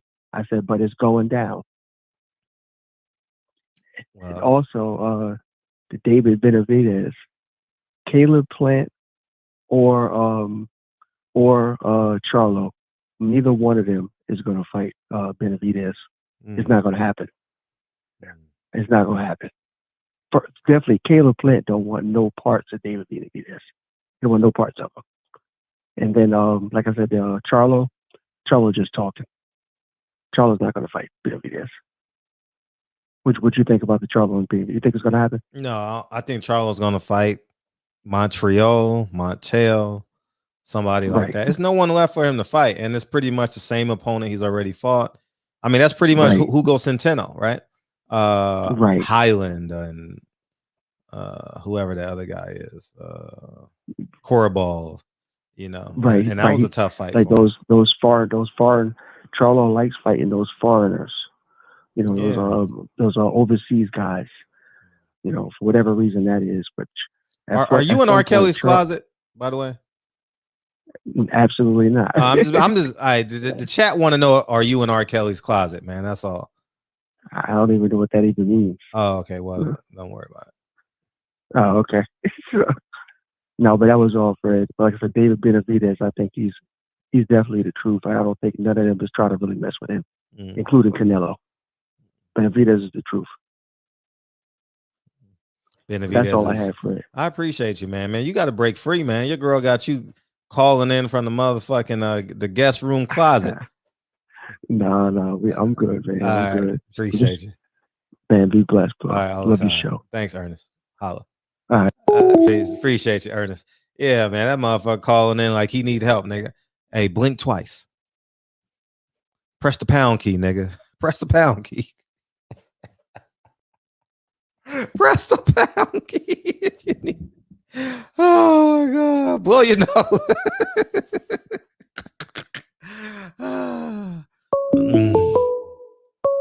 Oh man, that shit funny as fuck, man.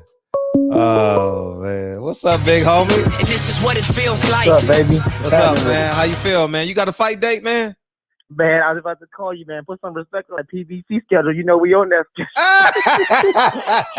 I already know. You got a date, huh? You got a date?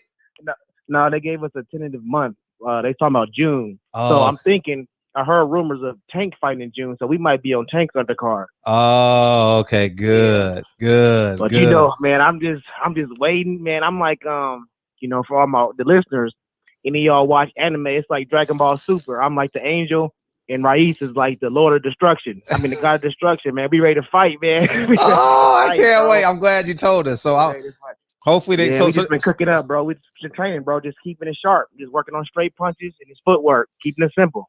Good. Well, you know we're rooting for you over here. So that's awesome, man. Y'all. So good. I'm excited. So if you fighting in June, they got to announce the fights this week. Please. I hope they do because it's hard because we got like 1, 2, 3, 4. We got like 4 potential opponents, 3 of which are orthodox, and one. Well, actually 3, because Akhmadaliev is fighting his mandatory for the IBF, and everybody else is orthodox. Mhm. You know, so it's kind of hard. You know, and they all got different styles. So I at least want promoters to give us an idea of who, so I can train them universally. You know what I'm saying?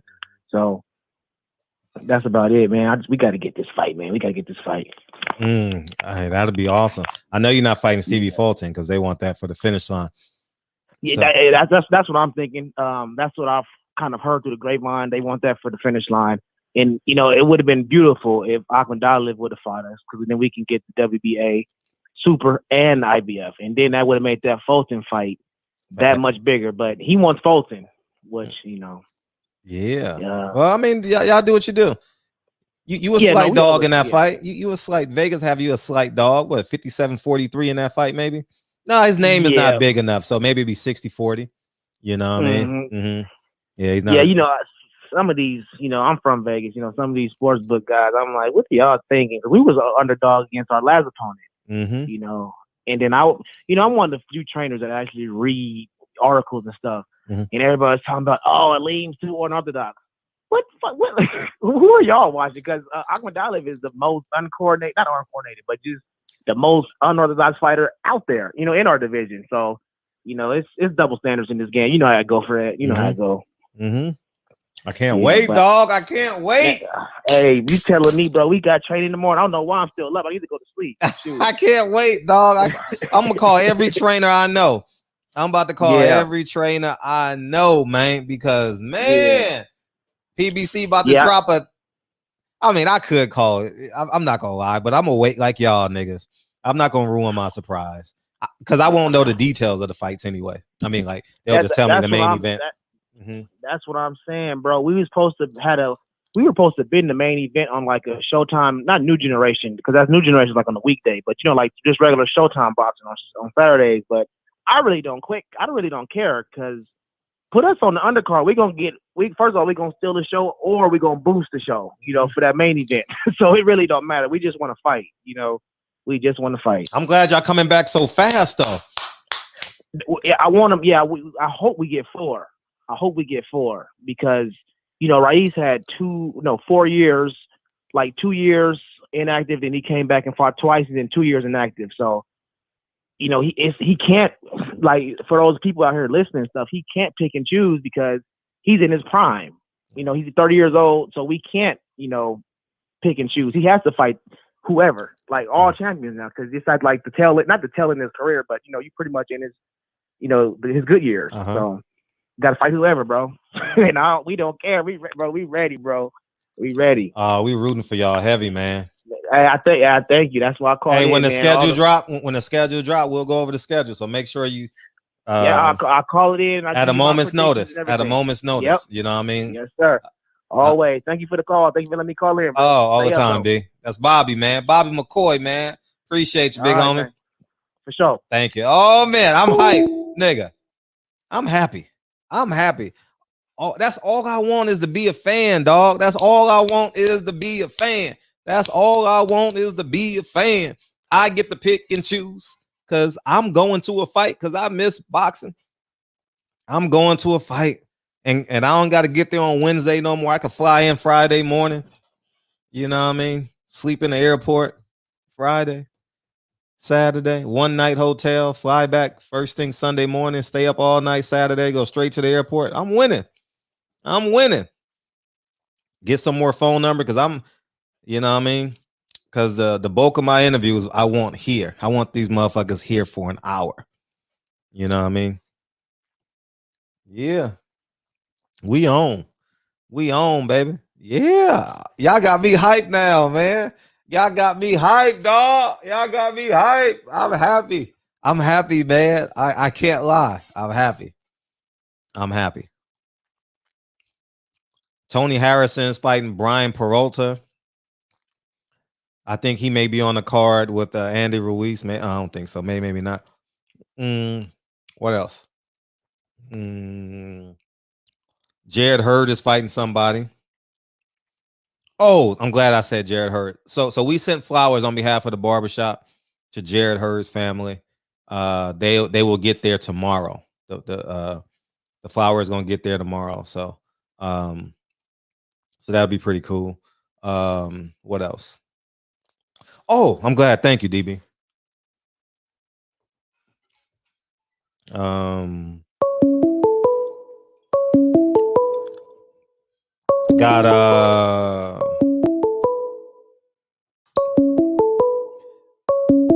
Let's have some fun. Yo.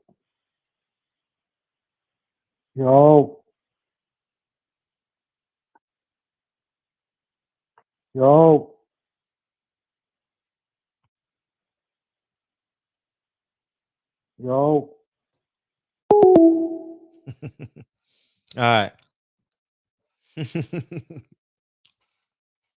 You already know what I'm gonna do. I'm like, hey, yo, Sam, can I take a shower in your room real quick? Hey, that's $200 a night I done save. Hey, I'm the king of saving money. Everybody know Fred don't get a hotel Saturday night. Everybody in boxing know Fred don't get a hotel Saturday night. I'll be up all night in the hotel lobby. Why you ain't get a room? For what? Nigga, my flight leaves at 5 a.m. Fuck, I'm getting a hotel room for. I got a rental car. Anyways.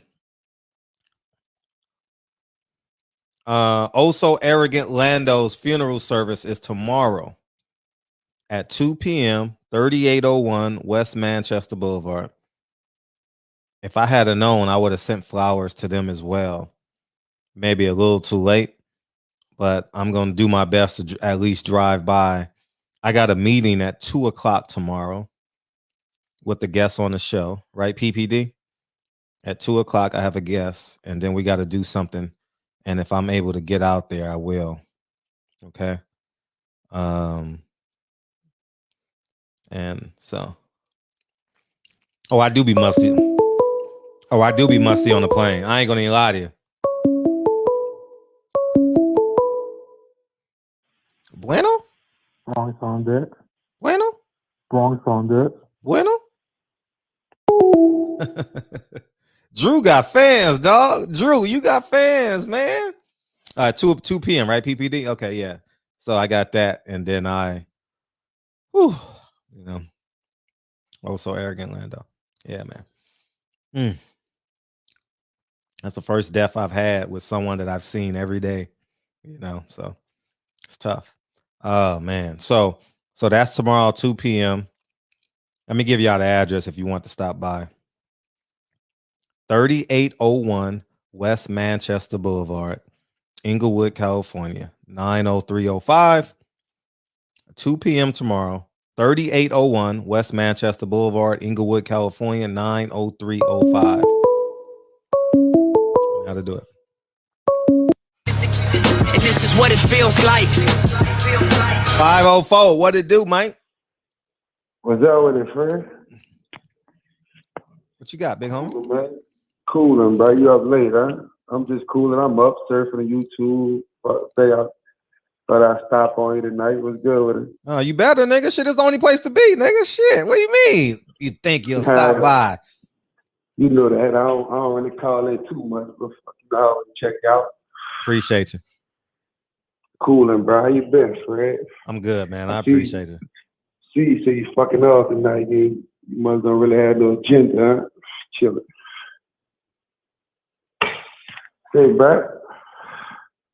How you feel about I know you be trolling about everybody be competition for Canelo. I know you don't think Benavidez is really competition, huh, bro? I do. With what he did last night, you for real? Hell yeah. Come on, man. You know Canelo ain't gonna get hit like that, man. Yeah, 90305, Mr. Vegas. Yeah, man. Yeah, I think that's hella competition. Yeah, for sure. I don't know, man. I think Canelo's gonna chop that tree down, man. You need to wait a little bit, bro. Come on. Don't troll me like Wait that. for what? He 30, he 24. How long we gonna wait? I don't think boxing fans can use the word wait and talk about boxing. I mean, you're right. As a fan, I don't want to wait, but for his career, I don't know. I mean, it's a loss to Canelo, so it can't hurt, but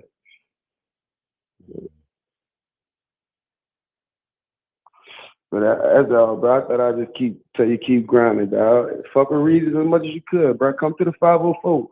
Tell Regis to holler at me. I mean, I don't know if I've ever reached out to Regis. Oh, I think I have, but I think it was just through. I don't know. Yeah, maybe. I'm gonna have to do that, bro. I'm gonna have to do that. Yeah, hook me up with Regis. We'll get him on the show. All right, peace. All right.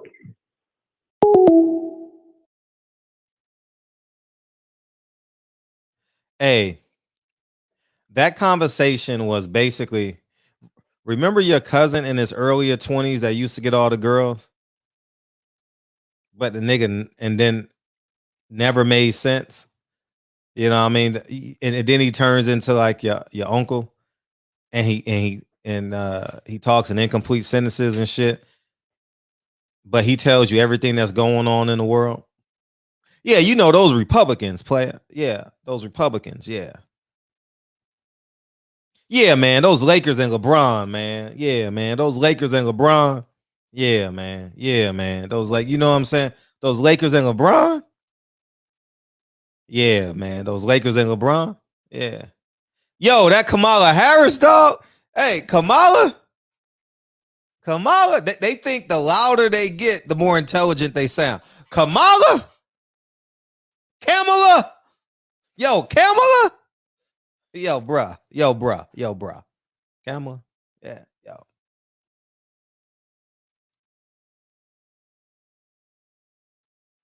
I told you about David Benavidez. I told you about David Ben. They don't say anything, but I'm telling you, they're the smartest people in your family, according to them.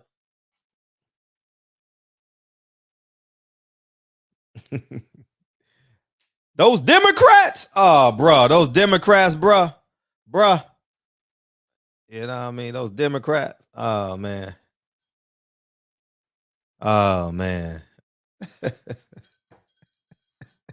Everybody got uncles, man. Everybody got uncles like that, dog. They don't say shit. Those Lakers and LeBron, bro. Yeah. I appreciate you, 504.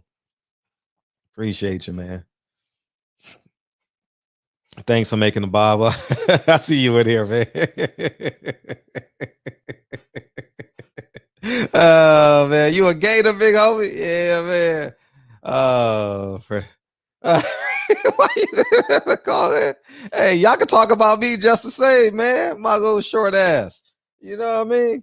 Y'all know who I am, what I look like, what I do every day. Shit. I'm pretty open. I got a lot of ammunition on me. Oh man. Yeah, Regis. Hopefully Regis win. You know, that's a 12-round fight for him. I don't think Ivan gonna go anywhere. Uncle Elroy. Hey, the Jetsons.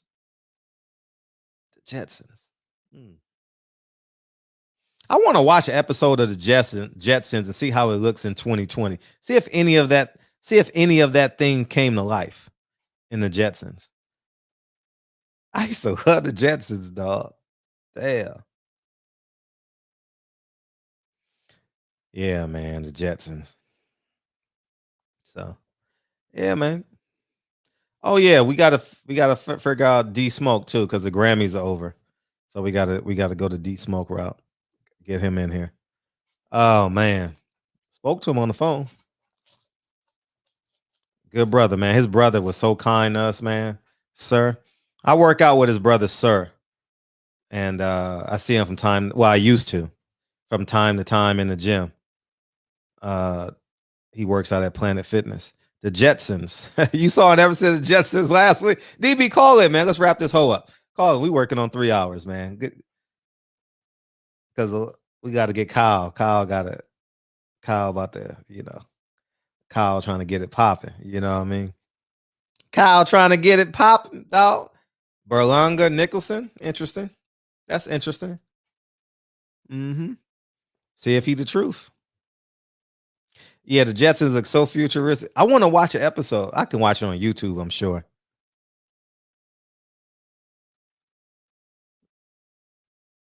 It's amazing how like cartoons now with 3D, you can see like the full body and shit. You know what I mean? Back then it was like, it wasn't even close. Like 28, I'll be damned if I look at a 2800 Atari. Well, damn, we had pole position where the whole car fucking blew up. That's exactly how it sounds for all y'all 20-something-year-olds.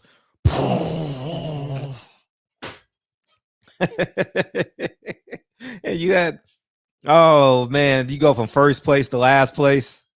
Yeah, man. Sir, dope, nigga. Sir, dope as hell. The whole family is uberly talented, dog. The whole family.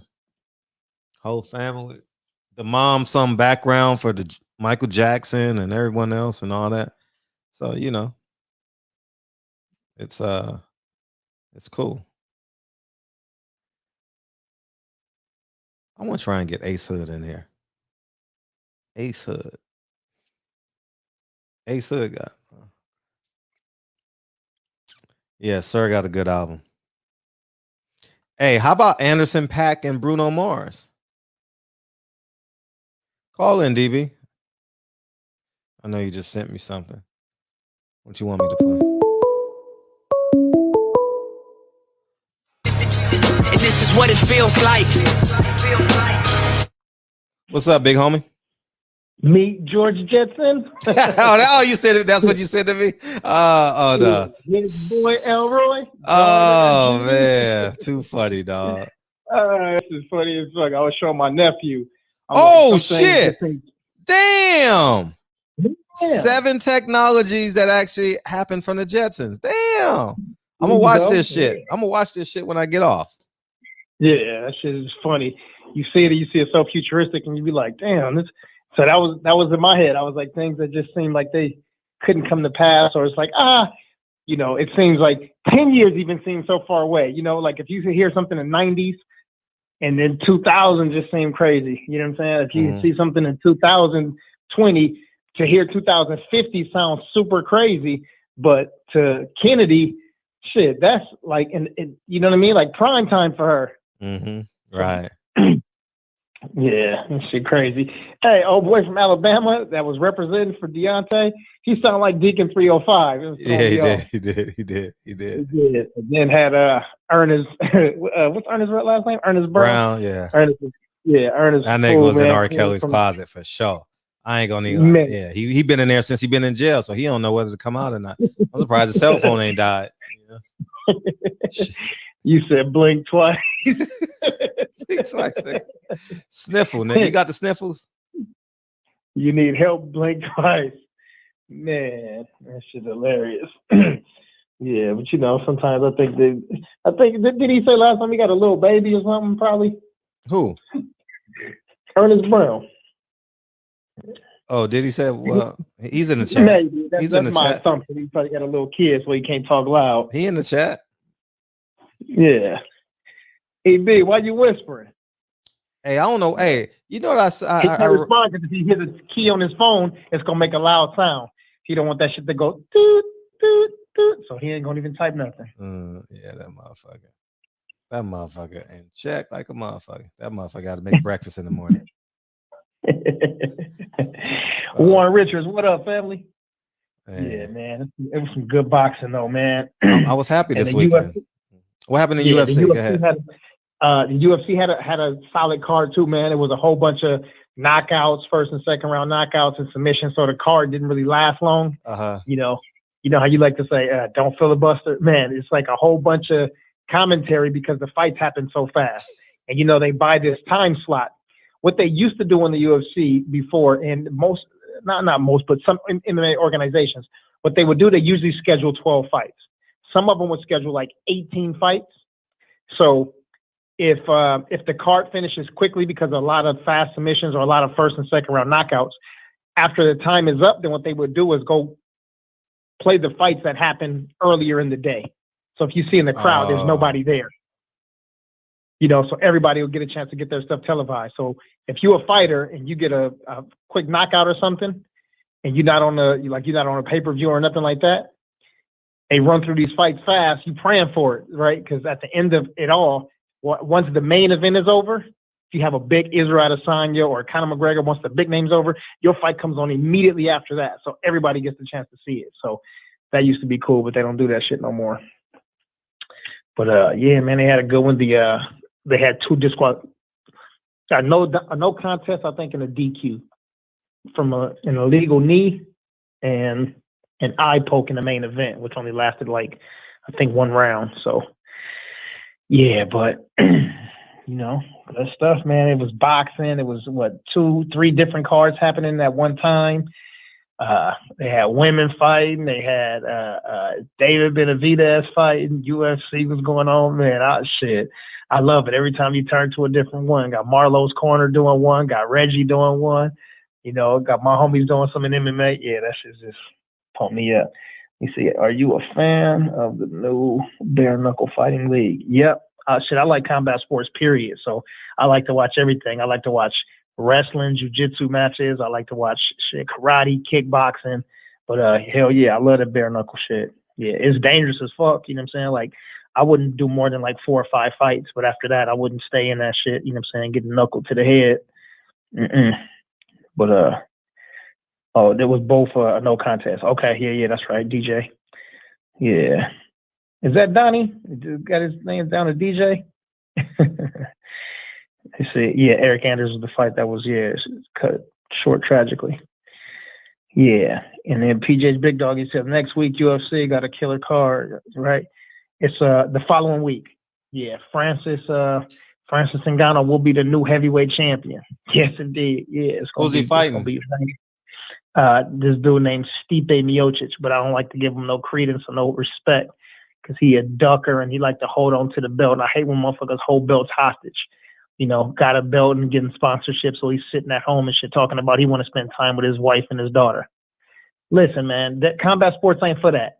You gotta. What would you say the window is for a boxer? His career. The prime? Yeah, when is your prime? 28, 33, somewhere in there.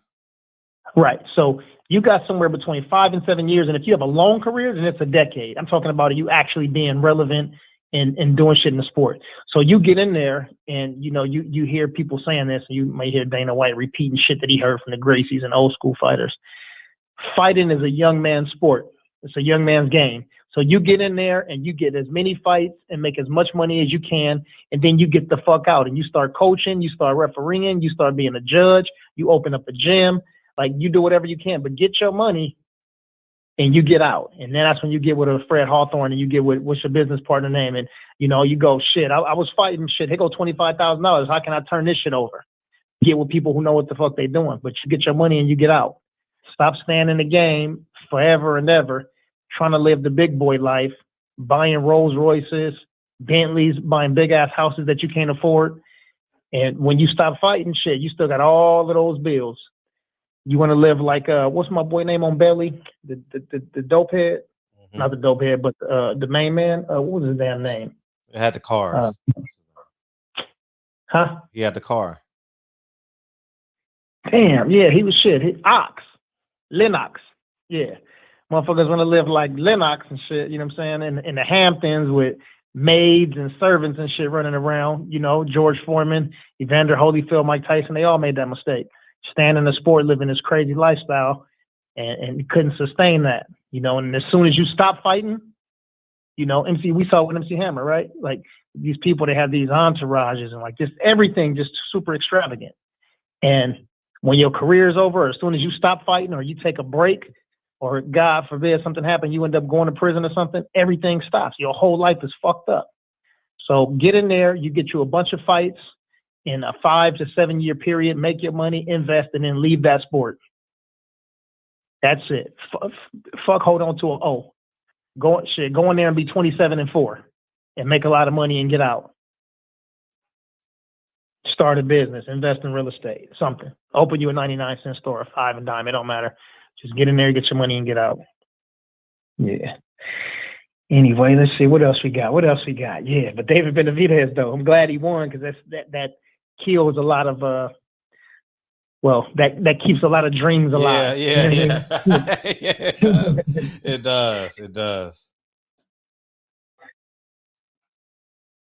Yeah, what you say, DJ? Did you go with that ducking word again? Hey, got us watching UFC and MMA. Yeah, PJ Biggs don't say DB got us watching UFC and MMA. Man, listen. Hey, Root TJ said Stipe already beat him. How you feel it's gonna go this time? Well, you got to think of it like this, man. Rematches happen for a reason, right? And I've said this on plenty of platforms. You know, you just think of all of the big fights. Daniel Cormier beat Stipe, knocked his ass out in the first round. What happened 2 fights after that? DC got beat on. Stipe went to the body, chopped his ass down, fought him another time, even though DC was probably winning both of those fights before he got finished.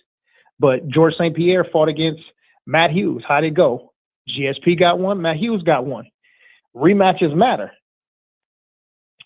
The fights don't go the same.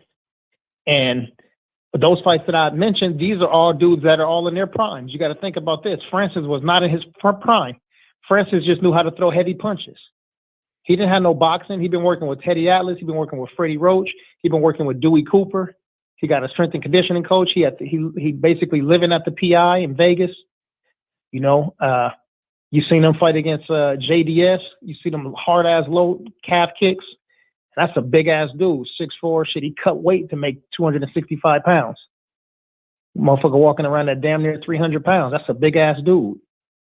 So when you got heavy kicks like that, and you got a good sprawl now, if that's what you're working on, it's a different game. His conditioning wasn't right. He didn't know how to make a weight cut right. There was no PI, or the PI existed, but shit, he didn't know how to utilize his tools. But it's shit different now, you know. And from him being out for this extended period of time, damn near a year, it gave him time for his body to rest and recover. So, yeah, we shall see. And Stipe done got his eyes poked up by DC. He done had wars with DC beating up on his face for 3 or 4 rounds before he actually got finished. So this is a completely different Francis Ngannou. So there it is. Let me see. Dana want that belt up off him. Well, you can tell. Yeah, Dana don't want that belt on Stipe. Stipe like to sit down. He want to sit down. I want to spend time with my newborn daughter. Man, listen, go make this money and you can spend the rest of your life with your daughter.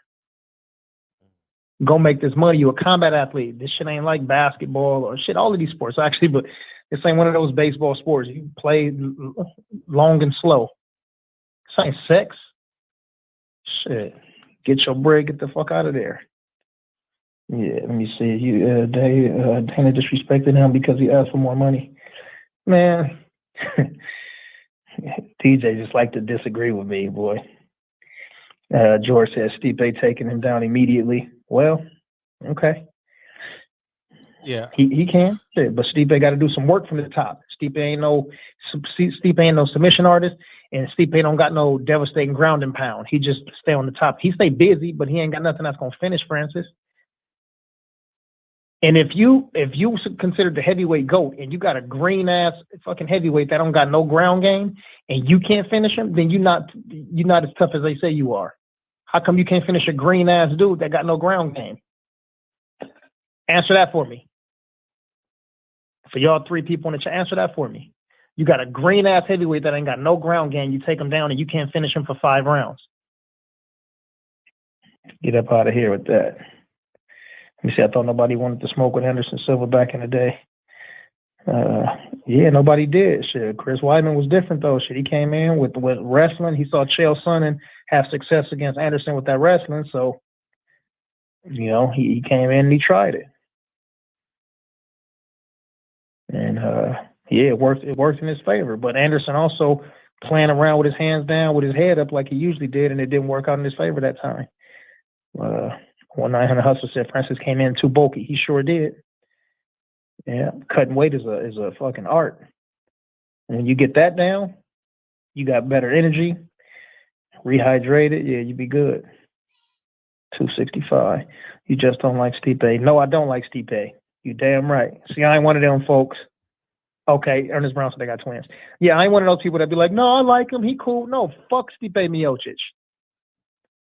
He acted like a baby when Daniel Cormier fought against the Black Beast.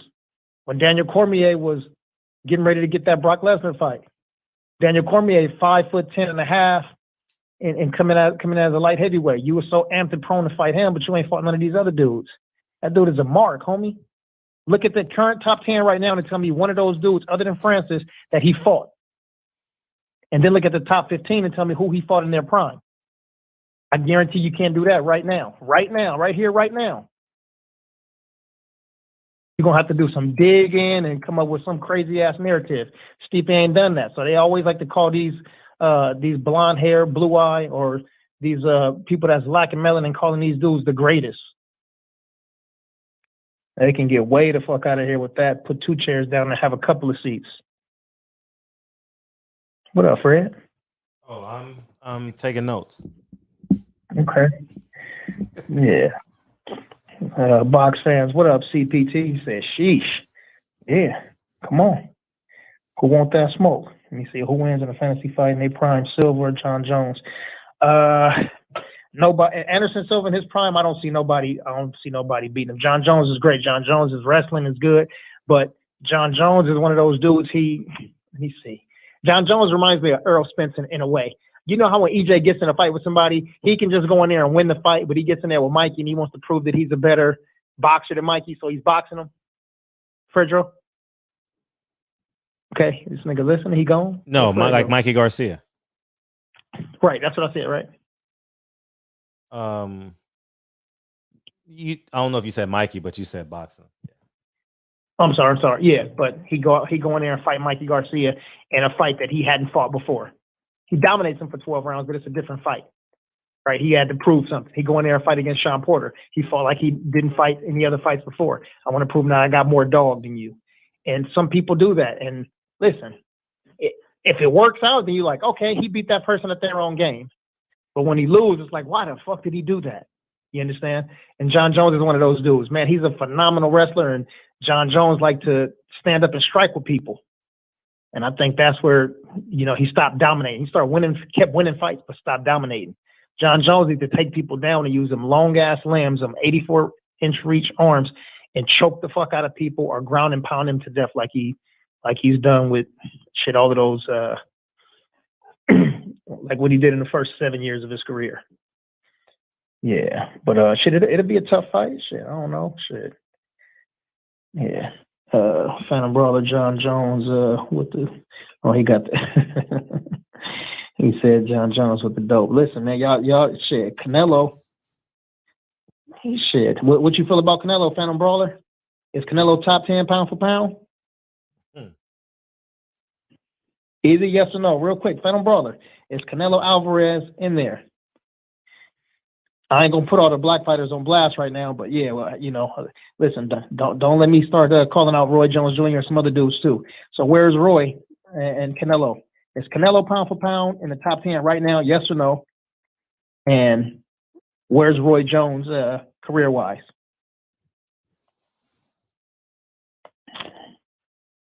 Okay, remember you said that. I want to make sure. And what about Roy Jones? You said no, sir. Okay, good. Fuck Canelo.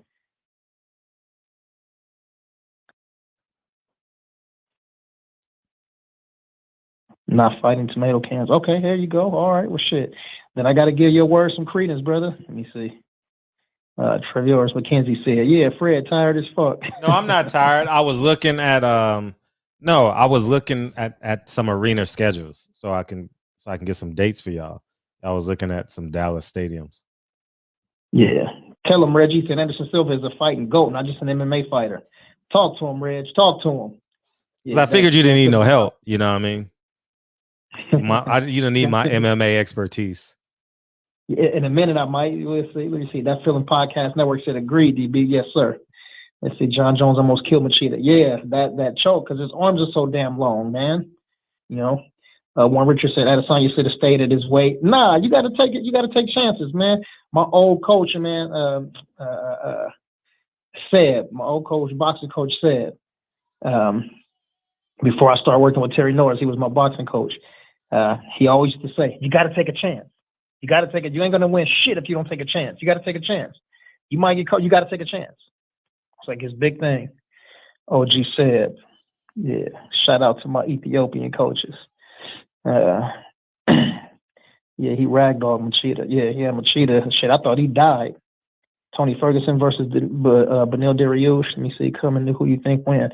Damn, I think that's a good fight. Dariush, you know, he's a veteran. He's been in there for a while. Solid. He reminds me of a lightweight version of Bilal Muhammad. You know what I mean? Like, he gritty. He could do he's not really great in one area, but he could do a whole lot of a little of a whole lot of things. So he's well-rounded. I don't know, man. It's tough to say that Tony Ferguson loses 3 fights in a row, but Tony Ferguson works out crazy, and he put a lot of stress on his body. So even though he's always in shape, man, all of that extra training, 7 days a week, training for 5-6 hours a day, that shit will stress your body out. When you're young, it works, but shit, once you hit, 29, 30, shit, you become an old man real fast. So I'll still give the edge to Tony, because I don't think Dariush is going to finish Tony with a sub. And, Tony got a strong chin too. Gaethje cracked him, but shit, who else cracked Tony like that? Had him on Queer Street. Any success with a Chex Max infomercial? What? Chex Max? Shit, I don't know. Canelo is not a top 10 ever since the scandal. He's been fighting light work. Yeah, that feeling.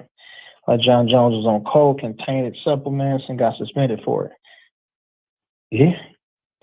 So, I don't know. So he's saying John Jones against Anderson Silva, both in their primes, and John Jones not on no dope or no supplements at all. Yeah, we got to see. Straight up fades. PGH Big Dog said, no, Roy was just special.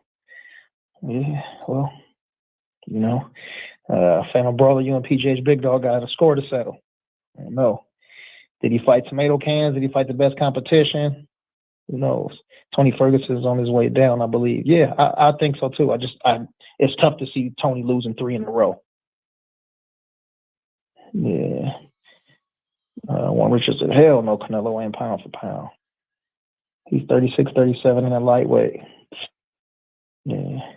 The Spider is Roy Jones at MMA. Age and attrition were his greatest adversaries in the sport. Once you start to lose your reflexes, the things you got away with in your prime, you can no longer get away with. Facts, Tank. Yeah, when you a speed athlete and reflexes is your thing, Izzy going to experience this too when he gets older, right? He's fast. He uses timing and everything like that. His reflexes, he could slip punches and do all of that shit different. But yeah, when you get a little older, yeah, you're right. John Jones never lost a title match. No, John Jones is the GOAT. Anderson Silva is my favorite fighter, but shit, John Jones he's going there and find a way to win. It ain't just about athleticism, it's about the head too. So shit, John Jones will get in there and find a way to get them victories. Yes, indeed. All right, I know we've been going for a minute, and I like to get mine in, boy, but I know y'all ready to. Let me see. Wasn't John Jones involved in a hit and run? Man, fuck all of that. Outside shit that ain't got nothing to do with fighting, though. Like him being on cocaine, that ain't got nothing to do with his fighting, And the athletic commission was filed for doing that. They're not supposed to release that, So that dope case, that ain't got nothing to do with it, and that hit and run ain't got nothing to do with it. Him having PEDs in the system, yeah, that's something totally different. But yeah, he was involved in the hit and run. I want to see Makachev versus Gaethje. Yeah, that's good. Yeah, but Gaethje is a he's a credentialed wrestler, but you know, DJ, he don't use his wrestling shit. He want to stand and bang and play Rock'em Sock'em Robots when he fights. So I want to see Makachev against Michael Chandler. I think that'll probably be a little more compelling. That may be a little more interesting. PGH Big Dog said, "Wake up, Fred." Where's Kevin Lee? Kevin Lee had 2 surgeries. He had surgery on both of his knees back to back. Blew one out. I think it was ACL and MCL, and then the other one was LCL meniscus. So his legs were fucked up. He had 2 surgeries literally back to back. And he's been recovering for a while. But he also trains with Dewey Cooper. He's been at the Mayweather gym working on his boxing. His wrestling is already solid, so he should be back. I think he is trying to get a fight for May or June, so soon. So we'll see if it's the same Kevin Lee or not. Anthony Pettis and John Jones were my favorite. Yeah, Pettis was, in his time, he was the man. Fact Silva versus Weidman won. Tony versus Ramirez for Undisputed. Who you got? I got Josh Taylor. Yeah. And I think actually that'll probably be better for the sport. I think Josh Taylor will continue to fight top comp. He hasn't showed no bitch moves as far as like pointing fingers saying that fighter got to fight him before he fights me. And he got to do this. And this guy's got to get another GED. And this guy's got to have a birthday. He ain't never done none of that. So I like for him to hold the belts and fight against top comp. I like to see him and Regis get a run back. It'd be good to see if Regis can become undisputed at 140. By the way, what you think about Regis moving up to 147 in the next 2 years? Do you think that he's got his power goes up, and also because he's not that tall, do you think he does well at 147? He's gonna be fighting. He's gonna be fighting Josh Taylor and Jose Ramirez and maybe Jaron Ennis. He may even be a world champion at 47. You know, because Earl gonna be gone. I think Sean Porter might stay. If I'm Sean Porter, I try and do my best to stay down there as long as I can, if he can, and then maybe he could be a 3-time world champion. You know, because he'll immediately fight for a vacant title. Because all you gotta do is wait 1 more year. Earl gonna relinquish those belts. Yeah. Also, I know I'm switching rails real quick, but I go back to boxing. Man, listen, I don't give a fuck about Ugas making no money. I want him to make money, but I don't care about him making no extra money. You was completely right, totally right about the 50-50 shit. But I'm kind of lost with damn, I just hope EJ just get in there so he can take this belt. If Terrence Crawford gets that belt, man, listen, there's going to be a standstill at 147 and we will never get what we want. You know, so Errol has to have those 3 belts so that he can really go in and be like, look, this is the negotiations. You want to be undisputed. You want to fight me. You want to make big money. All 3 at the same time. This is what it is. Terrence Crawford has to take the fight. Plus his contract may be over with Bob Arum by that time. Not necessarily having a fight for the PBC, but he can be a free agent and take a fight. I think that's probably in his best interest. But if Terrence Crawford gets a hold of that belt from Ugas, or if Ugas continues to hold on to it, we're going to have the same stupid standstill. Fuck Manny Pacquiao for initiating this, because he could have fought EJ and had this shit done already. Yeah, fuck Pacquiao. And what's that circus clown that wasn't here the other day? White, Carlton, whatever his name was. Fuck Manny Pacquiao. So for all y'all think he a hero, all that, fuck Pacquiao. He did this shit. He jumped in that ring with EJ and Mikey Garcia. What an idiot. He thought Mikey was going to win the fight. He was there to call out Mikey. EJ styled on his ass. And then, man, he get in the ring scared to take the fade with EJ. Oh, fuck, boy. Yeah. Is there a super chat? Yeah, let me see. Super chat. Cameron Renfro. Oh, with the $15 holla. Salute to you. He said, what's up, Fred? Watching Benavidez yesterday makes me feel that Canelo can't handle that constant pressure. What you think, Brody? Shit, if Triple G was close, David Benavidez going to win. I got David Benavidez. I think David Benavidez going to beat his ass. Going to rough him up. Yeah. And obviously Canelo, let me do the air quotes in my Mikey Garcia voice. He saw something in David Benavidez where he's like, shit, I don't want to fight Mexicans no more. No, that ain't it. You don't want to fight David Benavidez. Simple as that, right? Facts. And shout out to Cameron, man. Appreciate the donation. Thank you, big dog.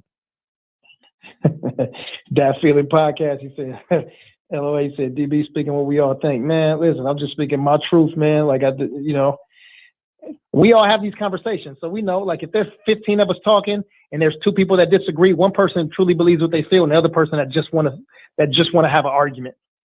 There's always one person that just want to be the weirdo.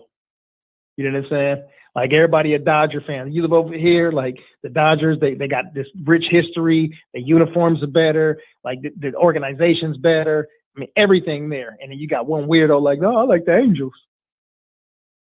Now he don't like the Angels. He just want to be different. Fucking weirdo. Yeah, so it's like for people that go for USC, they had Reggie Bush. That was 35 years ago. It's not, or a Cowboys fan. Living, yeah, just because you live in the fucking area, you ain't never finna go to that weird ass school with a condom as they mascot. Ridiculous. A fucking Trojan. That's so stupid. You know. And look at that, by the way, for everybody in here who don't know, look up the history. I can't think of the name of that damn mascot they got. But look up the history of the USC Trojans mascot. Yeah. So y'all, something. Ernest Brown. You see, terrible Terry Norris is one of a few that became great after viciously knocked out. Yeah. Terry is one of the best human beings you will come across. Yeah, that's a fact. You know what I'm saying? And I would get Terry here, but Terry don't like to do interviews, because of his condition. So, he'd do I don't know, me and Fred will probably get over to the gym and get with him. He'll probably do an interview that's not recorded, like a written interview, but like transcripts, but he don't want to do nothing verbal. Who's that? Yeah. Terry Norris. Oh yeah, Terry Norris. Yeah. Oh, he works out with y'all? No, I used to go to his gym to go train. Oh. Terry Norris got a gym out here? Yep, North Hollywood. Really? Yep. Oh, that's dope. Yeah, my BM still go to him. She still train with him now. Wow. Yeah. I didn't know he lived in LA. Yeah, been here for a long time. Wow. Hey, Brandon K. Well, you can get on and talk to me about it. Yeah. He said, this guy's a bore. Screw this show. Do you even know who I am? Shout out to you, Brandon K. Get your 5 minutes of fame. Get your ass out of here. Yes, indeed. All right. Yeah. What else you got, Brody? We ready to get out of here, man? I'm ready when you are. All right, cool, man. So who you want to get some love to? Oh, that's tough tonight. That's tough tonight. Hold on. I'm sorry. I don't mean to go. Hold on. Let's back up. Yeah, go ahead. Hold go on. ahead. Can you drop the link real quick so everybody can the GoFundMe? I know we ain't dropped it. You or PPD, Tank, one of y'all. Can y'all drop that in there? And PPD got a new sweater out. COVIDly committed. Fred showed y'all a little while ago. Bro, if you put it up on that nigga said COVID recommitted. This nigga, you funny as fuck.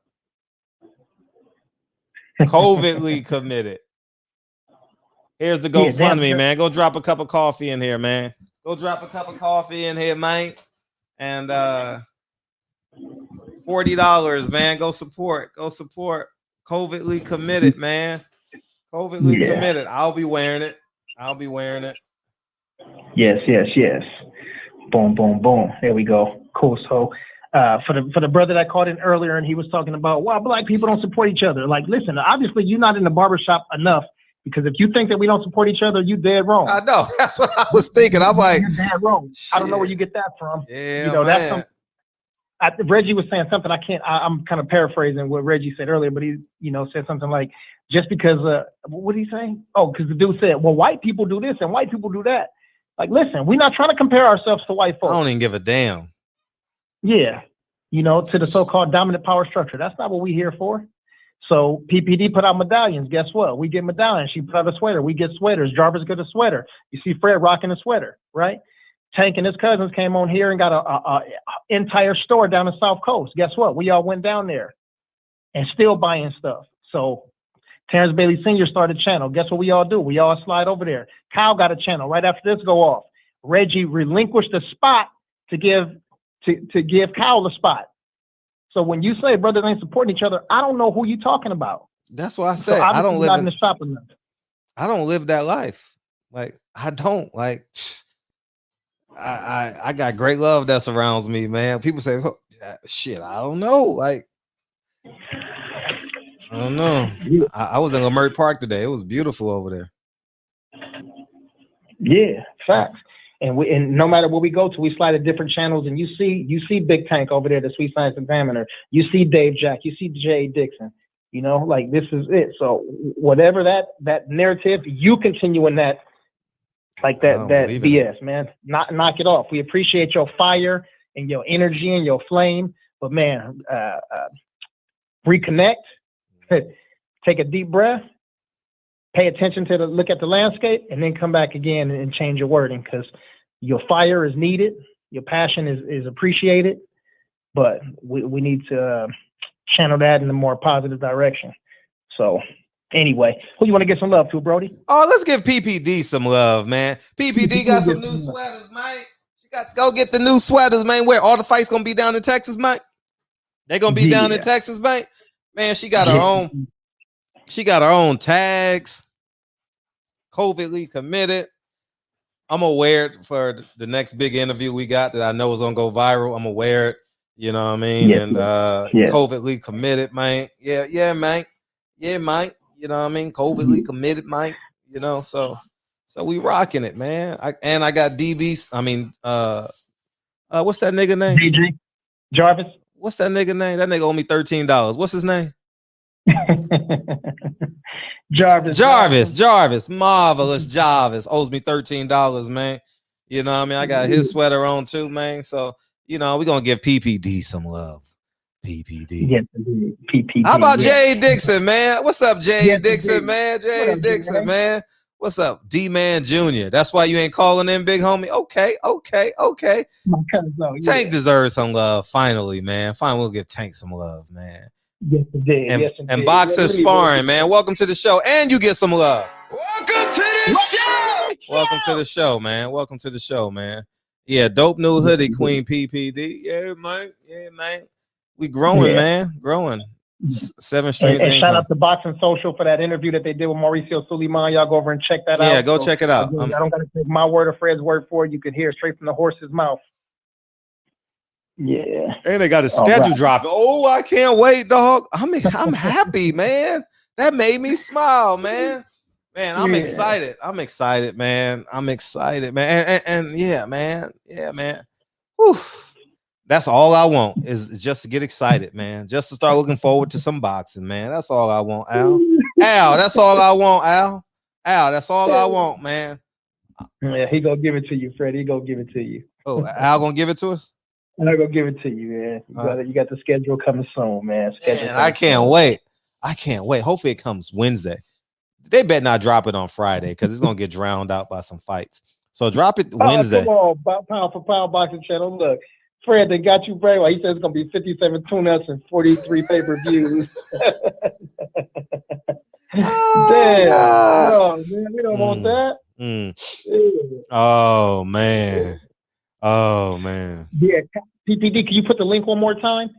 Kyle want to check the sweaters out, get a hoodie too. Yeah, absolutely. Cool, man. Well, shout out to my brother Kyle, man. We headed over there to the box section right after this, man. Pound for pound boxing channel. Salute to you, family. Dave Jack, Detroit, East Side, 313 in the building. Yes, indeed. In the South Central Brigade, always on deck. Man. The Sweet Science Examiner, my brother Tank. Salute to you. We got a new guest, Marvin Rollins Jr. Welcome to the show. Welcome to the show. Welcome to the show, man. Welcome to the show, man. Marvelous Marvin, man. Welcome to the show, man. You got a great name too, brother. Yes. My cousin D-Man Jr. What up to Pittsburgh? In the building, the real Pittsburgh, Cali South. Brother Code 10, salute to you. Boxing sparring, yeah, welcome, man. We appreciate you for coming into the barbershop. And Fred got you this time, man. So if you ain't happy with the fade, I got you on the next one. E1K, what up? Phantom Brawler in the building. Phantom Brawler said, I'm going to speak my truth today, man. I don't want no drug cheats. I want it fair and square. I agree with you, family. Gump 88 in the building. Salute, man, to all my fan bam up there in that northern part of Cali representing 916-209, Stockton, Lodi, all that up there. And a couple of little cities I can't think of the name of. J.A. Dixon, salute to you and thanks for the support.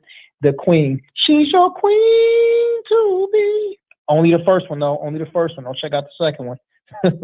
Patty Dean in the building. Yes, indeed. Always working. My brother, boxing conversations with Reggie Owens, straight out of South Central. Salute to Jarvis Johnson, straight out of South Central. Salute to Big Lloyd, straight out of South Central. Rest in peace to also Arrogant Lando, straight out of South Central. Yes, indeed. Let's see. Who else we got in the building? Yeah, we got you, Dave Jack. Let me see. We got Marvin. That Feeling Podcast Network. Salute. What's up, man? Thank you. Yep. Thank you, guys. Yeah. And Warren Richards. He said, "Pac, the realest story." Oh, Pac-Man, not Pac. Okay, yeah, Pac-Man, the real steroid king. Yes, indeed. South Central Brigade, my brother box fans in the building. Represent. Let's see, Silver Streams. Damn, what is that Silver Stream? I can't even read that. Man, that shit long as fuck. But yeah, Silver Streams 2011. What up? Oh yeah. Ernest Brown. Oh, what's up, TY? Where you been? How you been? What's up? And don't forget Asia Mav. You talk about support. Asia Mav donated this chair. So, yeah, there you go. There you go. See? Yeah. And someone bought a mic stand last week. I got to go pick it up, man. Maybe it's working now because I shortened it. You know what I mean? By accident. So, but it's cool. Yeah. Salute TY. Yeah, brother Cotan. He said Ohio repping. Shout out. S. Riddle 45 family. Man, listen, you see these names that you see in here all the time, man. Like this, that's support. I agree. That's support. I agree. Sometimes people listen. And we in COVID times. We've been having this COVID thing for a little over a year right now. And these people still in here. So some people not financially able. We understand that, but guess what? They support by smashing that like button. Smash that like button. Smash that like button. Smash that like button. Yeah. Let's see. George, you said straight out of my mother. Am repping. Okay. Yes, indeed. Straight out my mama. Crazy motherfucker with an attitude. All right. Yeah, that feeling. We got you in the building too. Hold on. I got a couple more. Cameron Renfro. Salute to you, man. And thanks for that super chat. Yes, indeed. P. Good in the building. Best Pugilist. Shout out to you, DJ. Yes, indeed. 1-900 Hustler in the building. Signature Sounds. He said Bones Ragdoll's a spider in their prime. Okay. Hey, listen, I can't disagree with you, man. It'd be a great fight. That's for sure. But shout out to you. PJH Big Dog. Salute. And God Body Sports and News. I think I got everybody. Let's see. Let me scroll down one more time. Love is the word. Fred, you didn't give her no love. I gave love. I always give love the word. She come in here first every day. I know in the beginning, but you got to get love is the word. Some extra love. I got to give her some extra love. Well, turn off the lights real quick. Say again. Turn off the lights real quick. Yeah. All right. Thank you. All right. We're done. That was it. See how quick I am? Yeah. Love is the word. Appreciate you. Love is the word. Damn, you slow. Nigga, you the slowest nigga ever. I didn't hear you the first time. Nah, nigga, you slow, nigga. You slow. Hey, with UCLA. She got it. Yo, but what up? California in the building. Yes, it did. And I think Mark Fraley, where you at? I seen Mark in the building earlier. Mark F in here. Yeah. All right, cool, man. Yeah, he said Fred like the candles. Yeah. There it is. Cool, light a candle.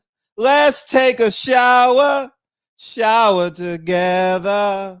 I got the candle already lit. Love is the word. I got it already lit, baby. Tell her I'll wash your body, you wash mine, yeah. Yeah. Peoples Hernandez and the Wings. Wait, Mir, where you at, man? I ain't seen you in a few days, brother. What's up with you? But man, shout out to all of the family. H Money came in too. Peace and love and respect everybody. We're gonna slide over to Cows. In the meantime, in the between time. Well, damn. Oh, yeah. Okay. Uh-oh. Nothing. Shit, what you see? Nothing. I was filibustering because I wasn't ready.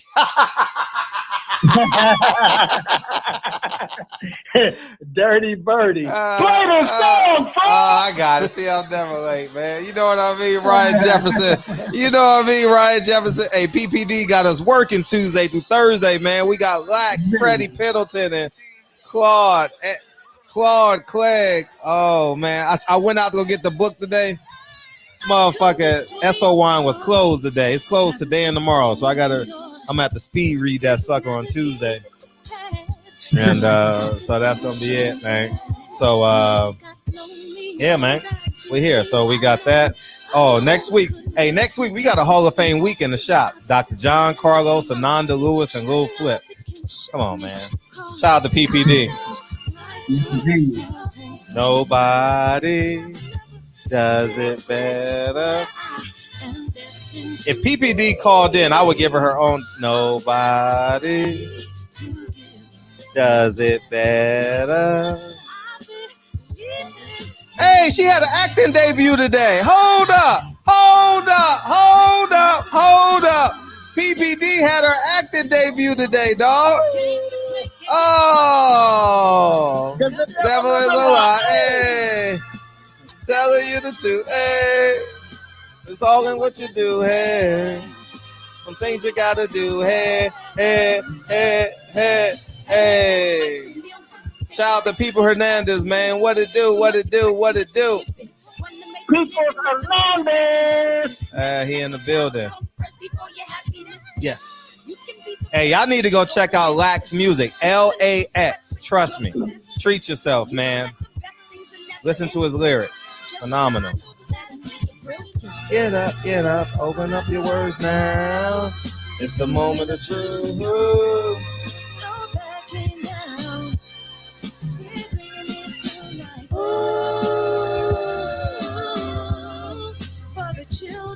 It's a gift. You gotta give it. Be a blessing. Hey, Rob G. It's my personal statement. Turn to be the greatest yet. Bobbing and weaving and changing up like the season to do it too. One more time, so I do it for all my people. Jabbing the competition. She fighting for recognition. I'm fighting just to promote equality where we lack it. Or cancer slowing our road. I'm confident we'll make it. We focus on common. So you gotta give back, give love.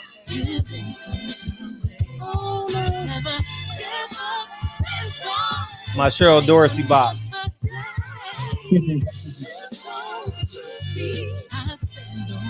Last time, y'all. Last time. One more time. Like to play with no rehearsal. Make it personal. Cause the devil is a lie. Hey. I'm telling you the truth. Hey. It's all in what you do. Hey. Some things you gotta do. Hey.